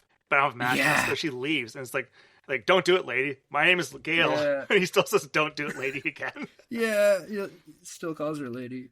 So they finally make their peace, and then they decided, okay, fine, I'll drive you home in Mr. Softy truck. But on the way there, second they walk out, there's wanted ads on the street there for the burglar, and the pictures of him. So she starts blowing a whistle, alerting everyone in the neighborhood watch his location. But it's funny how again, it's funny how they present it, because it's like the portrait is not shown. It's like it's almost shown, and then you just see her reaction, and immediately like being like, "Oh, you're dead, mister," and then like rallying everybody up, and it's like you know as much, but I guess he's still confused, and so then later on when he sees it, it's like a revelation for him. But it's always funny to me because it's like, to me, it's like obvious what's going on, but it's it's obvious, but like to him, it's just like so another like random heel turn that makes no sense. Yeah, another person just betraying him. And out of nowhere. I love when he's running around, like he tries to hide in a fire escape, and he witnesses a woman killing her husband with a gun. Yeah. Yep. He's like, I'll probably get blamed for that. Just keeps on running. Yeah. another like evergreen moment. Yeah. Classic like bit in that movie. Yeah. And like he just knows this is just like it's such a very like a meta self-aware thing, just in the nature of like he knows how his night is gone. He asks a random guy on the street for some help. Yeah. This guy thinks he's being solicited for sex. Yeah. But what's also funny about it to me, it's like, he sees him on the sidewalk, and then immediately the guy's like, just letting you know, there are things I'm not gonna do. And then you think that like Paul's immediately gonna like be like, no, it's not about sex. I just need this. But then it cuts to them sitting in the guy's apartment, and the guy is still like, by the way, there are things I'm not going to do. So it's like, did he not? What was he saying to him in between those shots? Yeah. It's like, like, what was Paul doing? It's like, Paul, come on, man. Yeah, like, it's where he does the full recap what's going on in the movie there. Yeah, and he does the recap. It's like talks with the subway, and it's like, do you know the fair goes up after midnight? And the guy's like, yes. He's like, yeah. It's his only reaction the whole time. I love that he remained so like bored or just like like he just could care less about this guy's horrible story, because Paul's now become the insane person in the story. He's now become the kind of like the crazy New Yorker that this guy just ran into this wild night. Like Paul's now become like part of this tapestry of the city. Yeah, he's as unhinged as everyone else. Yeah. And he runs into Tom at the diner again. Tom got back to the morgue, identifying Mercy. So Tom leaves to go fetch the keys again. But Paul hears the Mr. Softy truck coming and sees the mob, and they're after him again. And Tom immediately sells him out. Yeah. Mm-hmm. It's just like, you think Tom's... It's funny, again, it's funny because it's like you think Tom's gone into like the kitchen or back room or something in the diner, but then he's just like out in front with the Mr. Softy truck, pointing him out. Mm-hmm. And he never gets his keys, and Paul never gets his keys back from Tom. Yeah. And so Paul like flees, he gets an invitation from some punk girl always at the diner there for a Club Berlin exclusive event, but it's now empty because it's just invitation only event and no one's there. And he puts his last quarter in the jukebox, and Peggy Lee's "Is That All There? Is That All There Is?" starts to play. And there's a woman there who's apparently a regular there. Is there like every single night. And there's actually a nice deleted scene where he's in the washroom at Club Berlin, and he's like kind of checking himself in the mirror there, and there's graffiti, and it says, if you want an easy lay, talk to June downstairs. Oh. And so they, so like in the movie itself, like they, as the music's playing, he shares a cigarette and has a dance with this woman there, and she asks, "Why are you doing this? Dancing and sharing a cigarette with me?" He says, "I just want to live." But in this deleted scene there, like she asks him, in the washroom there, "Is there any graffiti talking about me?" And he's like, "No, there isn't, or at least none that I could see." And she's just like, "Good answer," and they keep on dancing. Yeah. So like I like that. I don't think you need that scene in this movie, because I do like how it's just like a nice moment between them. But like Yeah. again, it is like a nice developed character that like you just get extra detail with that just really Yeah, that would have been. It's also kind of. Maybe it would have been like a little nice character moment because it's like she's maybe the one person that he doesn't fumble or he doesn't like totally screw things up, you know. Yeah. Even though there's nothing that's going to happen between the two of them, but like she still is the one character, maybe the only character that actually does help him. And I even though the help is like, you know, torturous in its own way, of course, you know, cannot imagine the horror of being stuck in like a position where I'm just grabbing my head, you know, in like a chair, stuck for like hours in like a claustrophobic paper mache thing. That's its own little horror story right there. But she is the only person that helps him. Yeah, by like she like first off she comforts him by like letting him. Like, granted, it's partially his fault. It is partially his fault because he runs down there and just pulls on the rope without knowing what's gonna happen, and she's like, "Don't do that! Don't do that! Don't do that!" And he still does it. Yeah. But you know, and he gets like drenched in all the goo that you need for paper mache there, and then she starts like, "All right, I'll protect you." So it's like build all this paper mache around him, sculpture around him, and Catherine O'Hara is like leading the charge of this whole room. To like trying to find this burglar, and Paul just like completely in his whole get up there, like he cannot talk or anything. She's covered up the mouth too, well, like I'm gonna let it dry for a bit because what if they come back? So Paul is stuck here for presumably hours. Yeah, the rest of the night. And Cheech and Chong, they break in through like a sewer grate and they take the sculpture that is Paul as a replacement for the one they lost earlier. Great, and like, they have a payoff. They have a funny little debate about stealing things, and because like Chong is like, you know, why you want to steal that? Because like you get a stereo, and it's like a stereo's great because you use it all the time. And Chong's like, no, art's better because art is forever. Yeah, but it's also just like a nice bit between those two characters because I don't know, it's like easily they could have just been like I don't know, like horrible people or something, but they're not. They're just these dudes that go around stealing shit.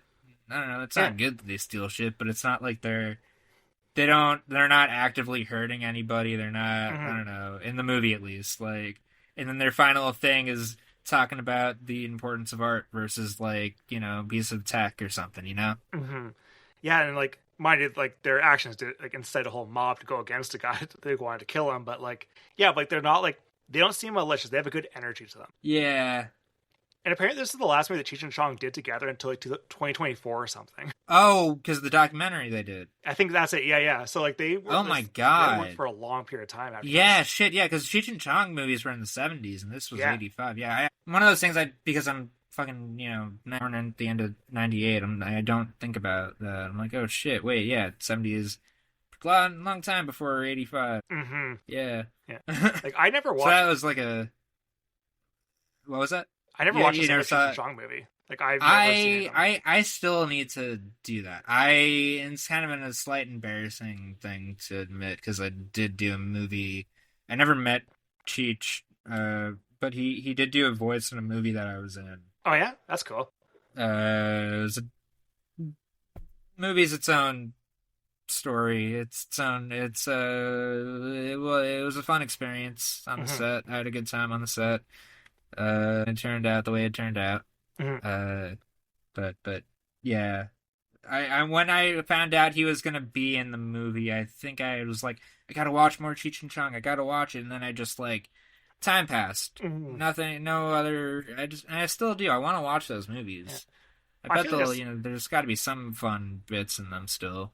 I feel like this thing with like acting though is like you probably like oh my god, I'm working with this person, I should watch all of their things, but like it's just there's time restraints, right? It's kind of hard to do all that. Yeah, and also too, it's like in a way, it's like you do and you don't. It's like I want to be familiar, but I don't want to be like a fanboy weirdo, like you know, like I don't want to. At the same time, like I don't want to have not seen things. You know, it's like I want to be informed. I want to be, especially if it's something that like I know I already want to see. It's like a great reason to do that. Yeah. In my moment of being a fanboy weirdo here, sorry, like That's all good. Moonrise Kingdom is my favorite Wes Anderson movie, and I think your performance in that movie is really helps elevate the movie a ton. It's an absolutely fantastic performance. I love it so much. Thank you. Also, when I say be fanboy, I'm talking in a work environment. Oh, absolutely, yeah. Because again, that. It's a relationship between a fan and yourself as an actor is probably so much different than an actor and an actor, right? Where you have things to do on the set. You don't want to be past hey Cheech, what was it when you smoked weed with Chong that one time? Yeah. I mean, obviously every actor's different. Everyone's different in terms of what. How forthcoming they are and all. There's certain actors who are definitely very open and like talking about stories and experiences and stuff, and there are others who show up and just sort of want to do the scene and want to focus on the work and all that, and that's great too. Thank you. Yeah, because it must be such a different thing, because some people I always find it interesting with promotion for movies, how some actors are really, really good at it, but that's such a different skill set than it is just being acting on a movie. Yeah, it's such a different thing than going to red carpet or going on a talk show. It's funny because it's when you're an actor, when you're performing a scene, one of the ways it's described is that you're selling the moment, or you're selling the scene, you're selling the emotion, of the character, what they're going through. So it's I guess. Maybe the idea is, you're selling, you sell that. You can sell the movie too, but it's got to be a different skill set altogether. It's close, but it's got to be a different feel. Yeah, it's different. It's different because it's when you're doing your thing as an actor, you're it's an internal thing. You're quote unquote selling, I guess. Whereas the movies, really, you're promoting it. It's you're selling the movie, you're selling the external thing that happened. I don't know. It is its own thing, I think, too. It's also it's the process itself of of the press junkets and all that versus working on a set, is totally different. That's totally different. Because also, when you're working on a set, you're remembering lines that someone else has written for you. It's but it's also when you study the character, you've studied the script, you've studied you know the scene, you know what you're trying to do, you know what your goals are, you know what your relationship character wise, it's there's information, and then when it comes to when you're promoting a movie, it's what are the things that I need to say that'll get people to see the movie? It's a totally different thing. That is a totally different thing, really. It's it's kind of an inherently awkward thing to do, and so it's because acting it's a very vulnerable thing, acting, right? It's it's both very that just in press and promo, it's vulnerable in a different way almost, right? It's a it's not the character, it's more you who's gonna be vulnerable this time. It's or not just you, but maybe even the persona that you're selling is who you are. It's even the something light, the Naked Gun press junket where they're Liam Neeson and Pamela Anderson were allegedly dating, and then that turned out was all just for the promo. Yeah, it's totally great. I love that they did that. I think it's hilarious. It's really funny, actually. yeah. But and I guess too, it's the nature of promoting nowadays is kind of changing. It used to be you go on a late night show and have your fun interview with the host, and then show a clip, and then then you got your day of press junkets where you're just going from one 5-minute interview to another, and I did that when I was for Moonrise. I had to do that a couple times for a couple other movies that I did, but and that can be its own version of tiring or sort of just insanity, because you're with a press junket, it's just rotating people asking you a lot of the same questions every 5 minutes. So you're very easily kind of falling into patterns of saying the same sentences over and over and over again. Not unlike acting, not unlike being on a set, you're saying the same lines over and over again, sure, but it's a different thing where, again, it's just the intent is different. It just makes to make you feel differently about doing it. But it's obviously far from the worst thing to do. It's not. I can't really. In my experiences with it, I can't complain. Yeah, I've always been just fascinated about the process and how like it is like. Yeah, thank you for filling me on that because I've always just been so fascinated by like how like it feels like so different like when you're on right. And nowadays it's like the fucking social media stuff. And, God, yeah, like you have to people trying to get a viral moment out of it too. Like it's you have like people who are trying to ask questions about like, hey, like Jared, can you do 6'7" skibbity or something? Like yeah, like on the red carpet, people like doing meme questions or like fucking I don't know, like you gotta go on subway takes, you gotta do hot ones, you gotta do I don't know, hot ones is I haven't watched hot ones in forever, but I remember liking that show a lot. It's fun. I like hot ones when I do watch. I think it's really fun. Yeah, and I get that one's like a bit. It's like the almost like the joke of that show is the fact that like Sean Evans is like a good interviewer and asks like well-researched questions and not just like bullshit meme stuff. What I love about hot ones is like when they do take the extremely hot wings, it kind of forces them to be vulnerable and break their kind of a press persona. Like I think I don't know if I could actually do hot ones. I think I would die. I would probably have like a DJ Khaled sort of level of like maybe getting the first one down. Yeah. I wouldn't get all paranoid the way that he got paranoid and was accusing Sean of like faking it and not actually having hot sauce himself, so he switched it and he realized his sauce is just as hot. Like I know, like I'd take it. Like I'd just be like, all right, took a bite out of the weakest hot sauce and it's already too much. That's it. Sorry, Sean. You wouldn't declare that you've won hot ones. No, I would. I would declare that I've won the like least amount of hot sauce that a single guest has ever had on the show. That's what I would do. I just have a terrible stomach. I can barely even drink alcohol. It's like I can't do that shit. I can't do fucking hot ones. I'm gonna die on that. Yeah. I'm just gonna throw it all back up. I'm gonna be throwing up fireballs. Well, if you ever do hot ones, I'll be watching it day one. Thank you. I'll know what to expect.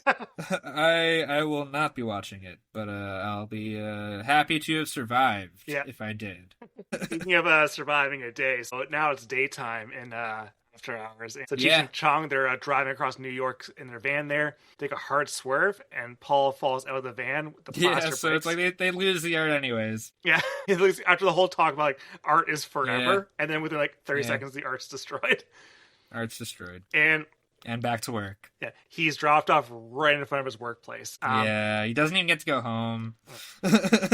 Apparently, like, in the original screenplay, there's a whole thing about like the June, like the plasticine model at the sculpturist at the end of the movie. She creates almost like a vaginal like thing for him to crawl into, so like also like maternal. So it would have been like a birth, like a rebirth. Yeah, and then he gets dropped off on another part of town. But like they didn't really like the ending too much. Like they have some storyboard and everything. But like it does seem kind of on the nose, like very on the nose, like maybe a bit too much for that movie. But that's still like a very funny visual like idea. Yeah. And I think it was Jay Cox, who's the husband of the woman who plays June in this movie. He also like wrote like Gangs of New York as well as something else too. Another Scorsese. Last Temptation. Yeah, wait, Cox. It's like spelled like COCKS, right? Yes. Jay Cox. Yeah. He just wrote something, right? Complete Unknown was he's up for an Oscar for that one. Right, that's what it was. But he came up with the idea that, well, if we end this movie with like him arriving exactly back where he started, right back at work. And so he's perfect ending. I love it. So he walks in his office there, sits down at his computer. He's covered in like paper mache stuff, completely white, completely haggard from his whole night's experience. Sits down at his computer. The computer says, "Good morning, Paul." The Mozart music starts playing again, and the camera starts goes wild all over the office, following like the employees filing over the day of work. And it's and then it ends. I don't know, the very last moment before it cuts to black, a dude in like a black like a rain jacket or something, like runs right in, looking like very out of place. Yeah. Yeah, it's weird. It's very almost like foreboding. Like, what the fuck? Like, what's gonna happen? You know, like, who's this? It's just another off-kilter thing for a very off-kilter movie. Yeah. It's something I don't even know if I noticed until this most recent rewatch. Yeah. Yeah, every time I watch it, I pick up more details. It's it's one of those. It's one of those movies. Yeah, it's fantastic. And so, that's the plot of After Hours. And so... Sorry, all the tangents I went on. It was very non-linearly told plot of After Hours. I love tangents, so that's exactly what I wanted. So awesome. And so After Hours premiered at the Cannes Film Festival. It was in competition. Wow. Scorsese won the Best Director prize. Wow. Well deserved. It might be his only time he's ever won. No. Taxi Driver won the Palme d'Or. I know that. That's right. Yeah. The movie, as we mentioned, was a modest success. Made $10 million with a $4 million budget. Roger Ebert was a very early fan of the movie. He gave it 4 stars, put it on his great movie list. So it was like, and he loved the tone of it a lot. But a lot of critics were pretty, they didn't really like the tone of it much at all. They find it jarring, and they feel Maybe I read Ebert's review of it in high school, and that I saw he gave it a 4-star thing, and that saw some buzzwords, and that made me curious. I'm just guessing here. I'm just like, again, because at the very beginning of this, you're like, how did you first watch the movie? And I'm like, shit, I don't remember. Anyway, sorry. But like a lot of other critics, they found the increasing comedic actors as the movie went along kind of brought down the hardness of New York that was projected. I think a lot of people kind of worried maybe the first half hour of the movie, and then like once like Rosanna Arquette leaves, they might have just been done with it. It was like maybe just too dark for them, or a little too like mean, maybe. Yeah, and like I think that like when people talk about it now, they like almost refer to After Hours as a horror movie, which it is if you're an anxious person like myself, you can absolutely see like, hey, like this is absolutely a nightmare to go through. Like, it's a social horror movie. Yeah, social horror movie, yeah. And I feel like you kind of need these kind of high stress comedic people as the movie goes on, so like to balance the tone, right?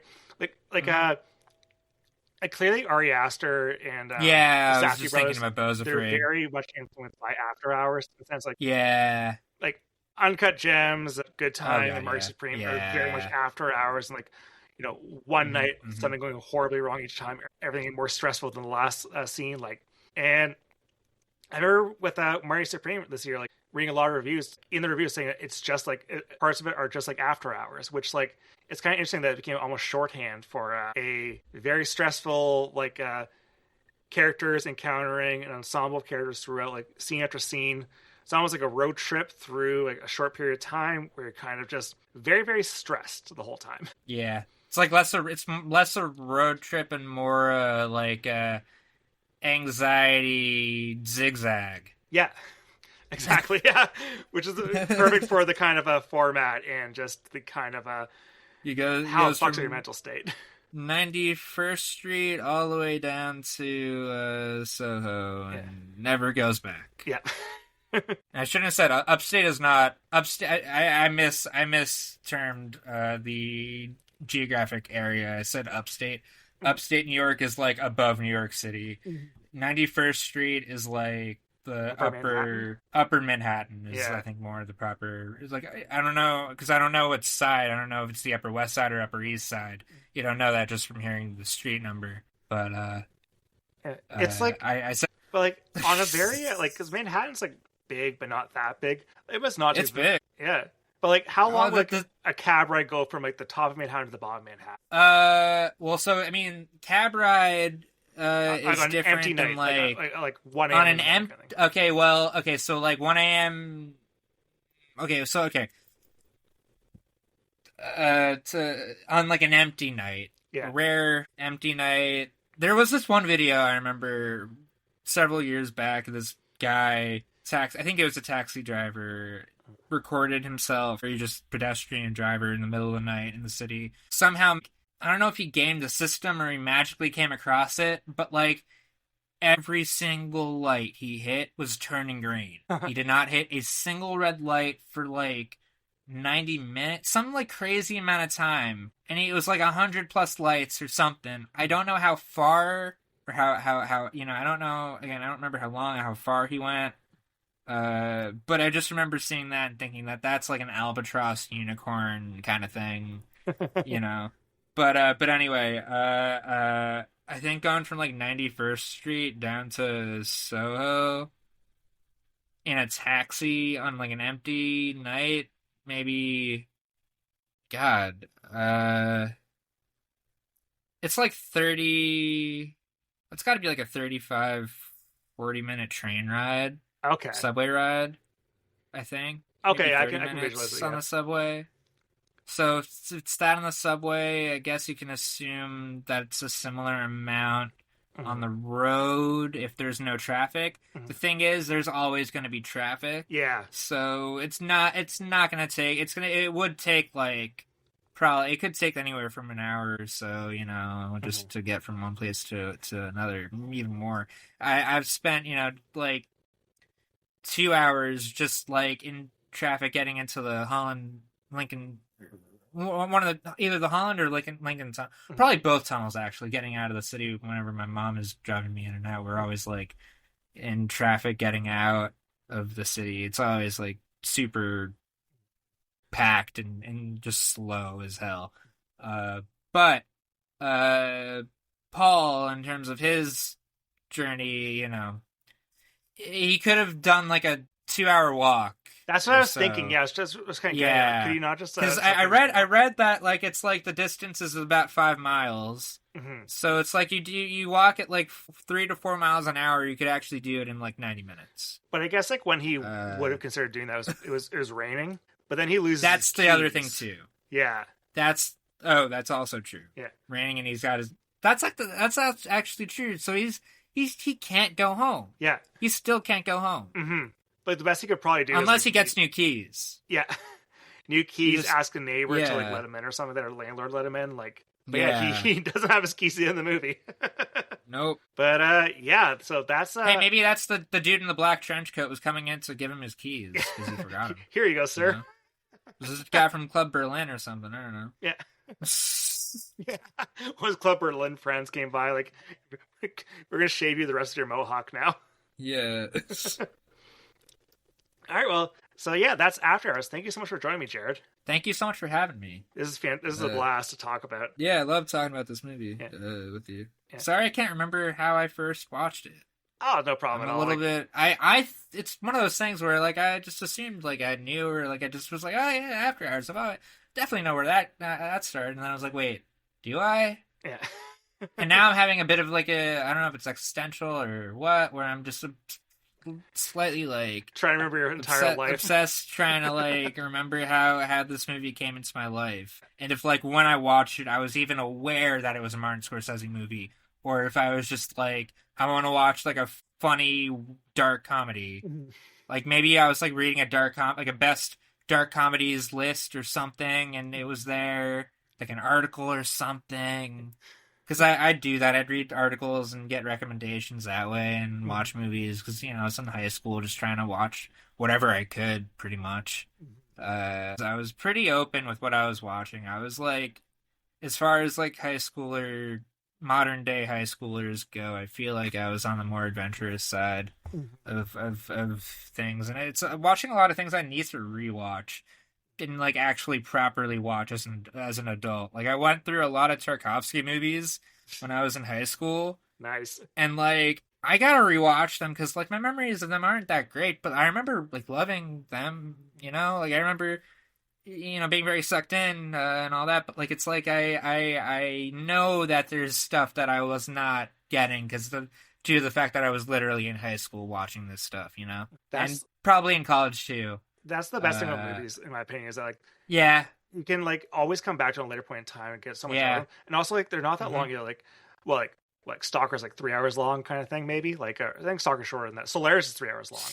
But, like, Stalker's almost 3 hours. Solaris is 2.5. But then Andrei Rublev is like a little over, I think, 3 hours. But saw that in high school. It's not that much of a time commitment compared to like if you want to reread a book series or something. Yeah, or like watch a show or that kind of thing.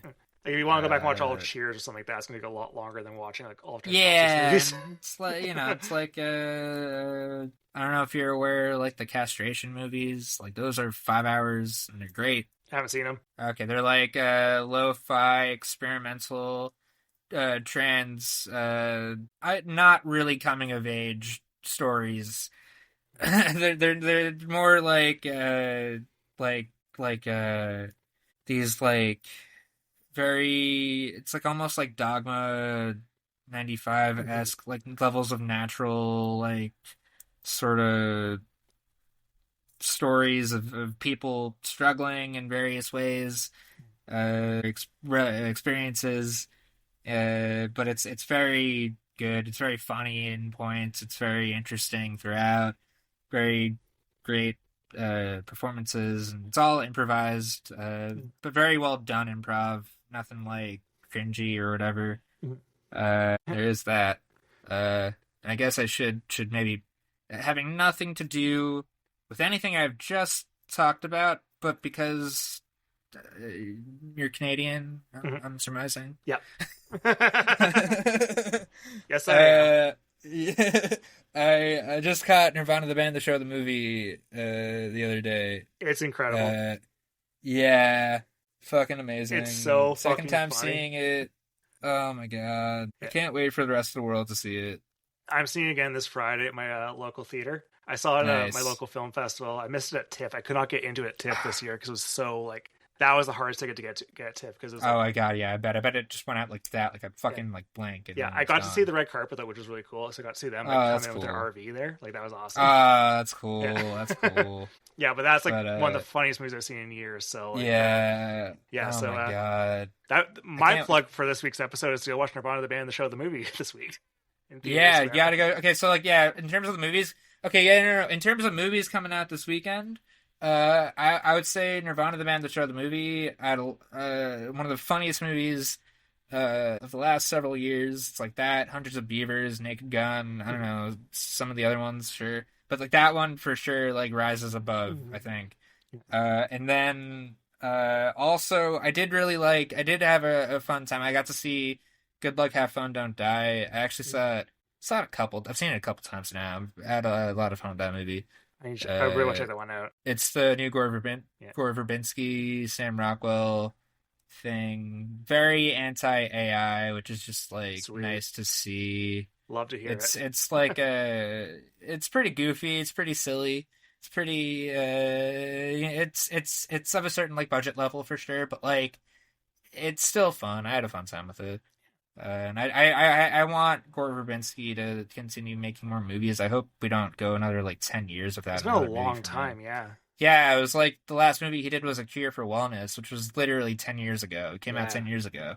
Crazy. It's crazy to think. But and then I guess in terms of like self-promotion, oh right, shit, Crime 101's coming out too. I'm looking at, sorry, I totally interrupted myself. Sorry, I had nothing to do with that movie. I was like looking at, I was like, there are other movies that are coming out this weekend that I'm forgetting about, and I was like, right, Crime 101, that one's coming out. I haven't seen that movie yet. I want to see that, and I want to see that Cold Storage movie. I'm very curious about that. And I'm curious about Wuthering Heights too. Fuck it, I'm curious about that movie. I'm curious about it too. Like I don't not like Saltburn, but I'm very curious for this one. Saltburn was Saltburn. Some great visuals. I love that cinematographer. I think he's a great DP. And the production designer is great. So like I know that like at least visually it'll be, it'll have good production and costume design. So anything to plug on the personal level? Sorry, personally, yeah. Before I interrupt myself again with something not personal. I did do a movie last year, like a micro-budget indie film, supporting part, and I don't know when it'll be out. I know they're hard at work in post right now. They are rough cuts almost there, I think, if not already there. I've gotten to see any footage whatsoever yet. I'm still waiting. I'm excited. It was a fun shoot. Fun little ensemble, like, indie comedy thing where it's like it's called It's one of those titles that explains the premise as well. It's called 5 Days at Zublin's Bar and Steakhouse because Okay. it takes place over the course of 5 days at bar and steakhouse that is admittedly like kind of failing, and it's 5 days over the course of like a few years, so there's like time jumps between each day. Okay. And it was kind of fun to do that because it's like having to find small ways to show that I'm like aging, even though we're filming this in the matter of like 3 weeks. So the thing that I landed on was shaving before the shoot, shaving my mustache and my beard off, and then just letting it kind of grow. Right. Actually, wait, no. I shaved it down to the mustache. I gave myself like a tiny mustache, I think, because that was how the character is written. And then I just let my facial hair grow over the course of the shoot. And that was like how I was going to show time skipping. But then, because we were supposed to be shooting it relatively chronologically. But then there were a couple bits though where we actually had to shoot out of order, so it kind of threw my continuity experiment into almost made things go awry a little bit. But I think we were able to salvage it. I think we made it work. Did you do like a fake beard or something, or you just made it work? No, we realized there was like one thing that I hadn't shot before my facial hair really grew out again. And so we made that be the last thing that I shot, I think. So we finished all of like the like chronologically like later like day 4, day 5 stuff that I had to shoot, and then went back to the one last day 1 scene that I still had to do. So I shaved before then and then did my last scene, and then I was done with the shoot. So this is the thing that happens on like on every movie shoot. Yeah.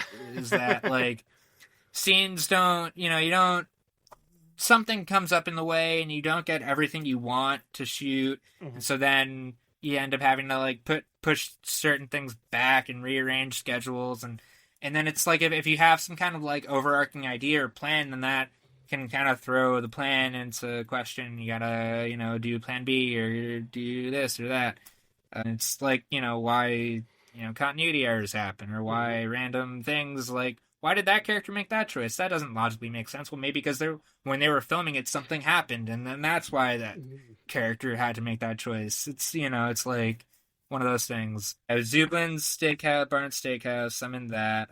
My character is the dishwasher, so I got to pretend to throw a bunch of dishes into a giant washing machine. I also did another short film last fall. It's called She's Gone. It's in black and white. We're hoping it'll get into some festivals, and otherwise, no, I don't know when it'll come out. Hopefully later in the year or next year. But yes, I did that. I have kind of a minor backlog of short films that I've worked on over the last like couple years that aren't out yet. The 2 of which I did for a college buddy of mine. Right, sorry. So going back to again, tangents. My middle name is literally the letter T. I have 2 middle names. One of them is literally the letter T.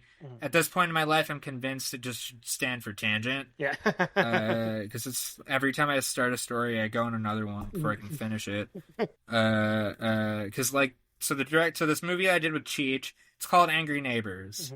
Frank Langella is the lead. Bobby Cannavale plays my dad. Cool. I had been attached to it for like years before we even got to shoot it, and it was supposed to take place entirely in the Hamptons and in New York.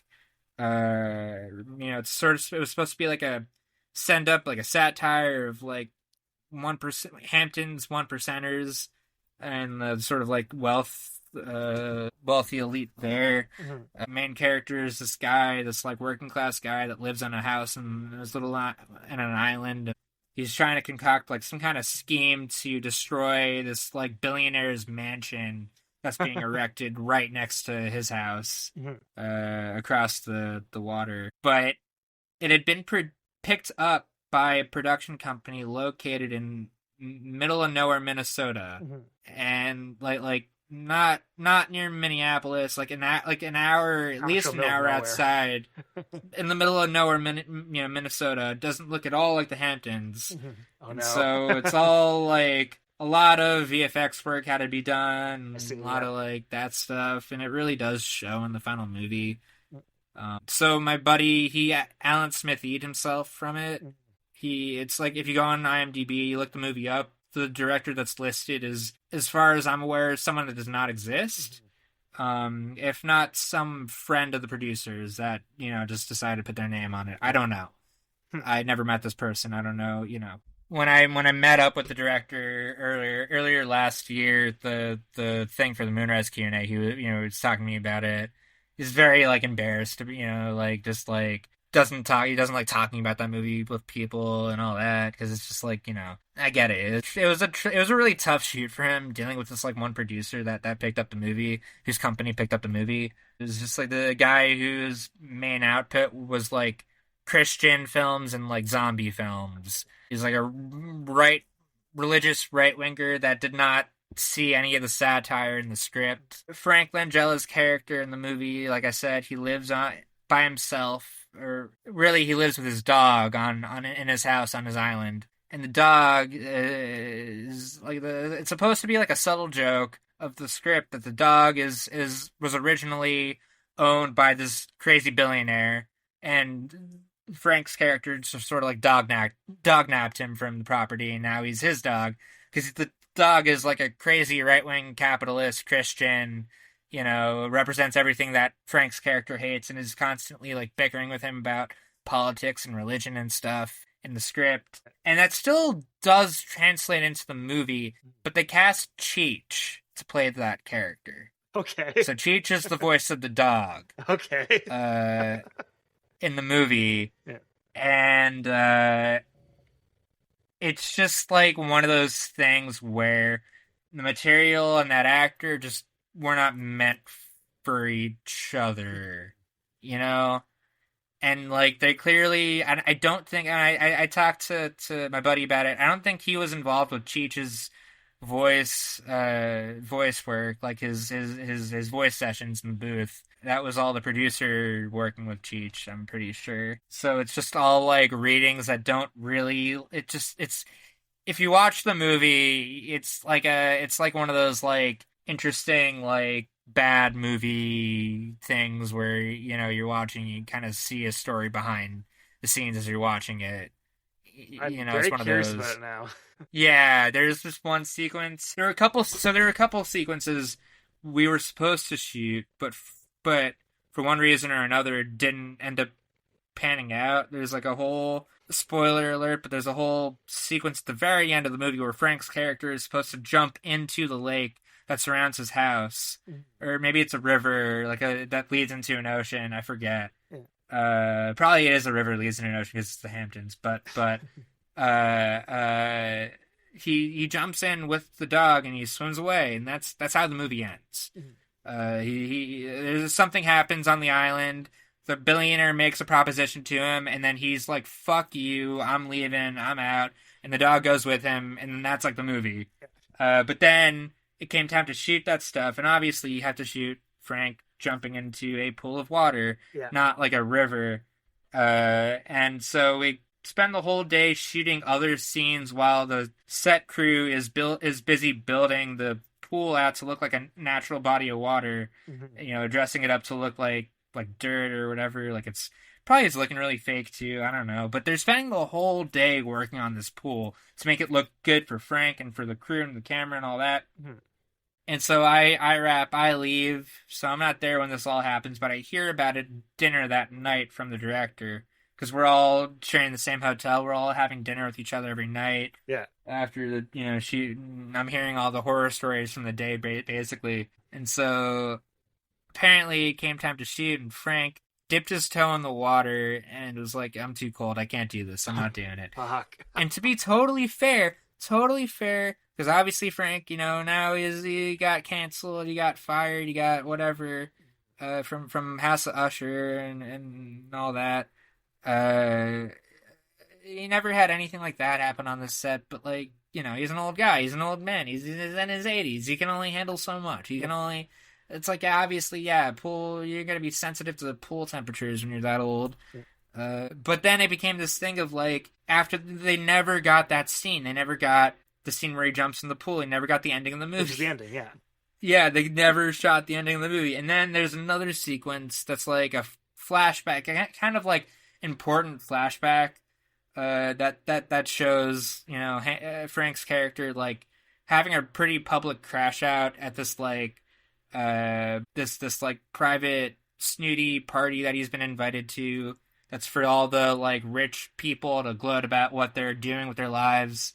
And, like, in the script it reads as this, like, funny, satirical thing where all these rich people have these goofy things that they're working on, and it's just,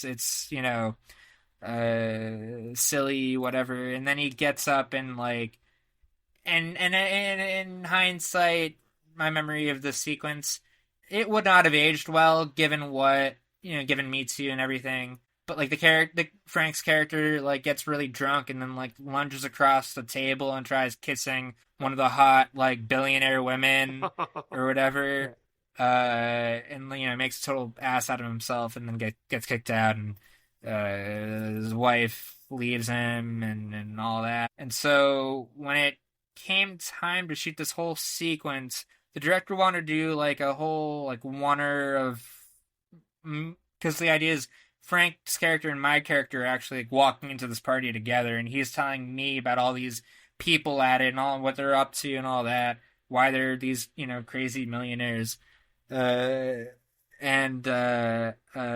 was supposed to be this, like, extended shot, but then we got hit with a bad rainstorm, and then Frank had, like, he wouldn't come out of his trailer to do rehearsals. Oh no. There was, like, a whole thing. I forget what the whole thing was. He may have just been really tired. It was that kind of, like, a physical thing. Yeah. And then we ended up having to, like, break that up into several different setups instead of one, and then the whole, like, the night's schedule just, like, it kept getting pushed and pushed and pushed. And so then the whole sequence, I think, where I don't know if they got to film the bits with the people talking, the millionaires talking, or if those parts were filmed, but there is a chunk of that scene that is very obviously not Frank. That's supposed to be Frank's character, where they're doing, like, everything they can to, like, duct tape the scene around the fact that, like, Frank isn't there. I won't spoil it for you because, like, you're interested in the movie. I'll let you watch it and discover it for yourself. But it's just, like, one of those things where the first time I watched the movie, I was, like, in utter disbelief. Like, I'm like, oh my god, I'm finally in a so bad it's good movie, Like, holy shit. So, what's it called again? Where can I find it? It's called Angry Neighbors. Yep. And it's rentable on Prime, I think. I don't know. Okay. It used to be free. It used to be on one of the, like, free services. It might still be. I'm checking right now.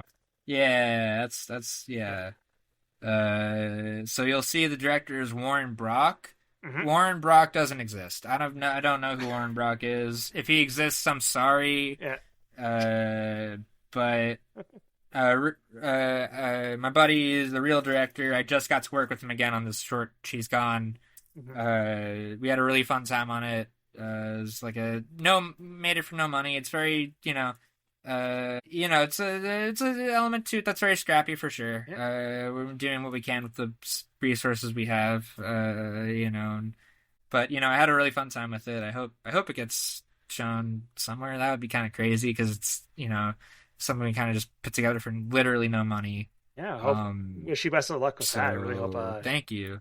And then, again, like I said, I've done these. I did a couple other short films that are like, one I did. It's called Before Anything Happened. I did another short, same director as Before Anything Happens, because we're college friends. It's a short called In Pursuit of Butterflies. Totally different, like, setting and tone.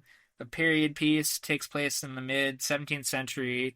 And it's about a real life person who's this woman who was like one of the people who discovered metamorphosis in caterpillars and butterflies, because for the longest time people, obviously didn't know how bugs worked, and specifically like they didn't know that like caterpillars and butterflies were the same. I think like they didn't, they just didn't understand how that worked, and she was this person who was keenly observant and keenly interested and all that, and hyper, and also like an artist, and made lots of paintings, art of like fauna and bugs and stuff, and obviously had and so this short is sort of like it's like faction, like fiction, but based off of fact, the fact that this woman really existed and discovered metamorphosis, but the story didn't happen. It's this like falling out she has with her husband, basically. That was what I'll say without spoiling anything. And then I just show up for one scene as a doctor, that diagnoses. Is this short anywhere right now, or is this the pipeline? And so both those shorts I just described to you are still not out yet. Okay. I don't know when they'll be out. Before anything happens, I shot like 4/20/2024.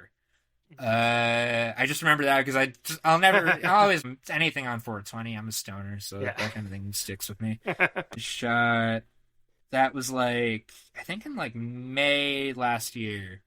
So yeah, still don't know when they'll come out, but I know that they are pretty much done. I think editing wise, it's just a matter of like festivals and that kind of thing. I think both of them I hope come out this year. I just don't know. Yeah.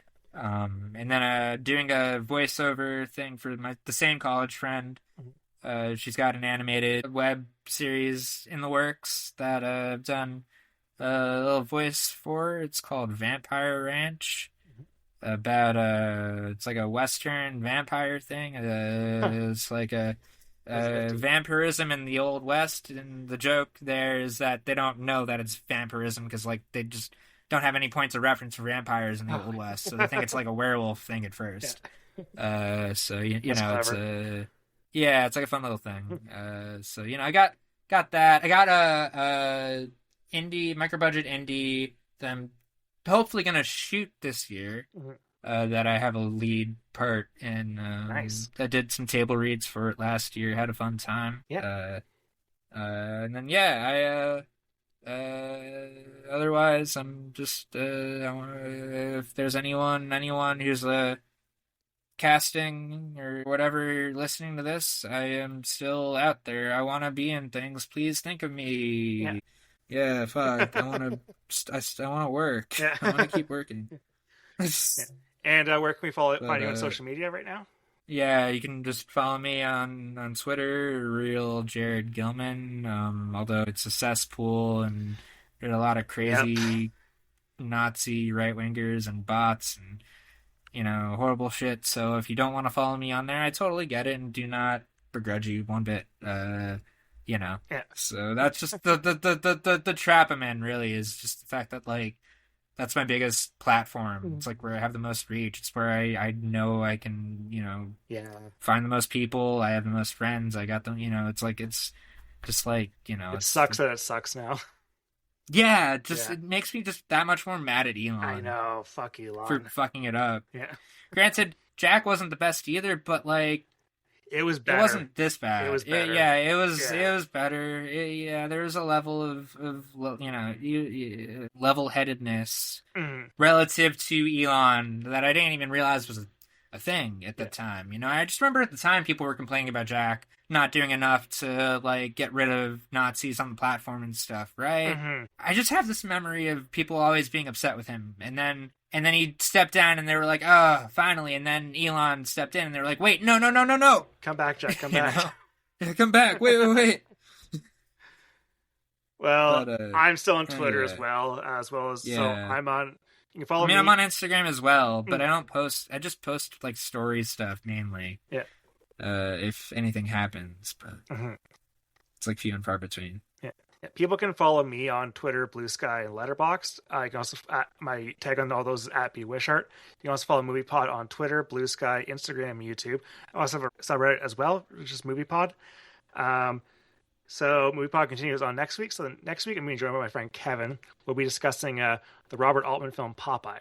Have you seen Popeye, Jared? Yeah, I love Popeye. Great movie. It's a fun movie. It's classic, like, I can see why people didn't appreciate it at the time cinema, you know?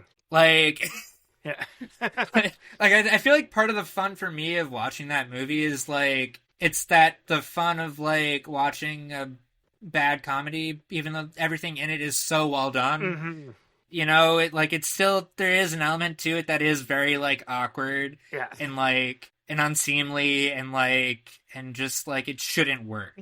And for the people that it doesn't work, I can't convince you otherwise, you know? It's that kind of thing. It's its own unique entity. It's so incredible production design. It's so specifically itself. I kind of love it, and I'm excited to talk about it. Yeah, but you'll have a great conversation. Yeah. I'm sorry we didn't get to talk as much about Catherine O'Hara. I've ever heard being in the movie a bit more than she is, but she's... Yeah, it was a brief part, but very memorable. It just... encapsulating of, like, her natural skill as a performer to just, you know, show up in a movie and, like, make you think she was in it far more than she was, you know? Yeah, like, because she plays a pretty, like, mean part in the end of it. It's Yeah, no, she's just, like, she is, like, gonna tear that guy limb from limb. Yeah. That article is, like, might as well be tomorrow's news. Yeah. Absolutely, yeah. But yeah, thanks again, Jared, for joining me. Yeah, of course. Thank you for having me. Yeah. And until next week, listeners, take care.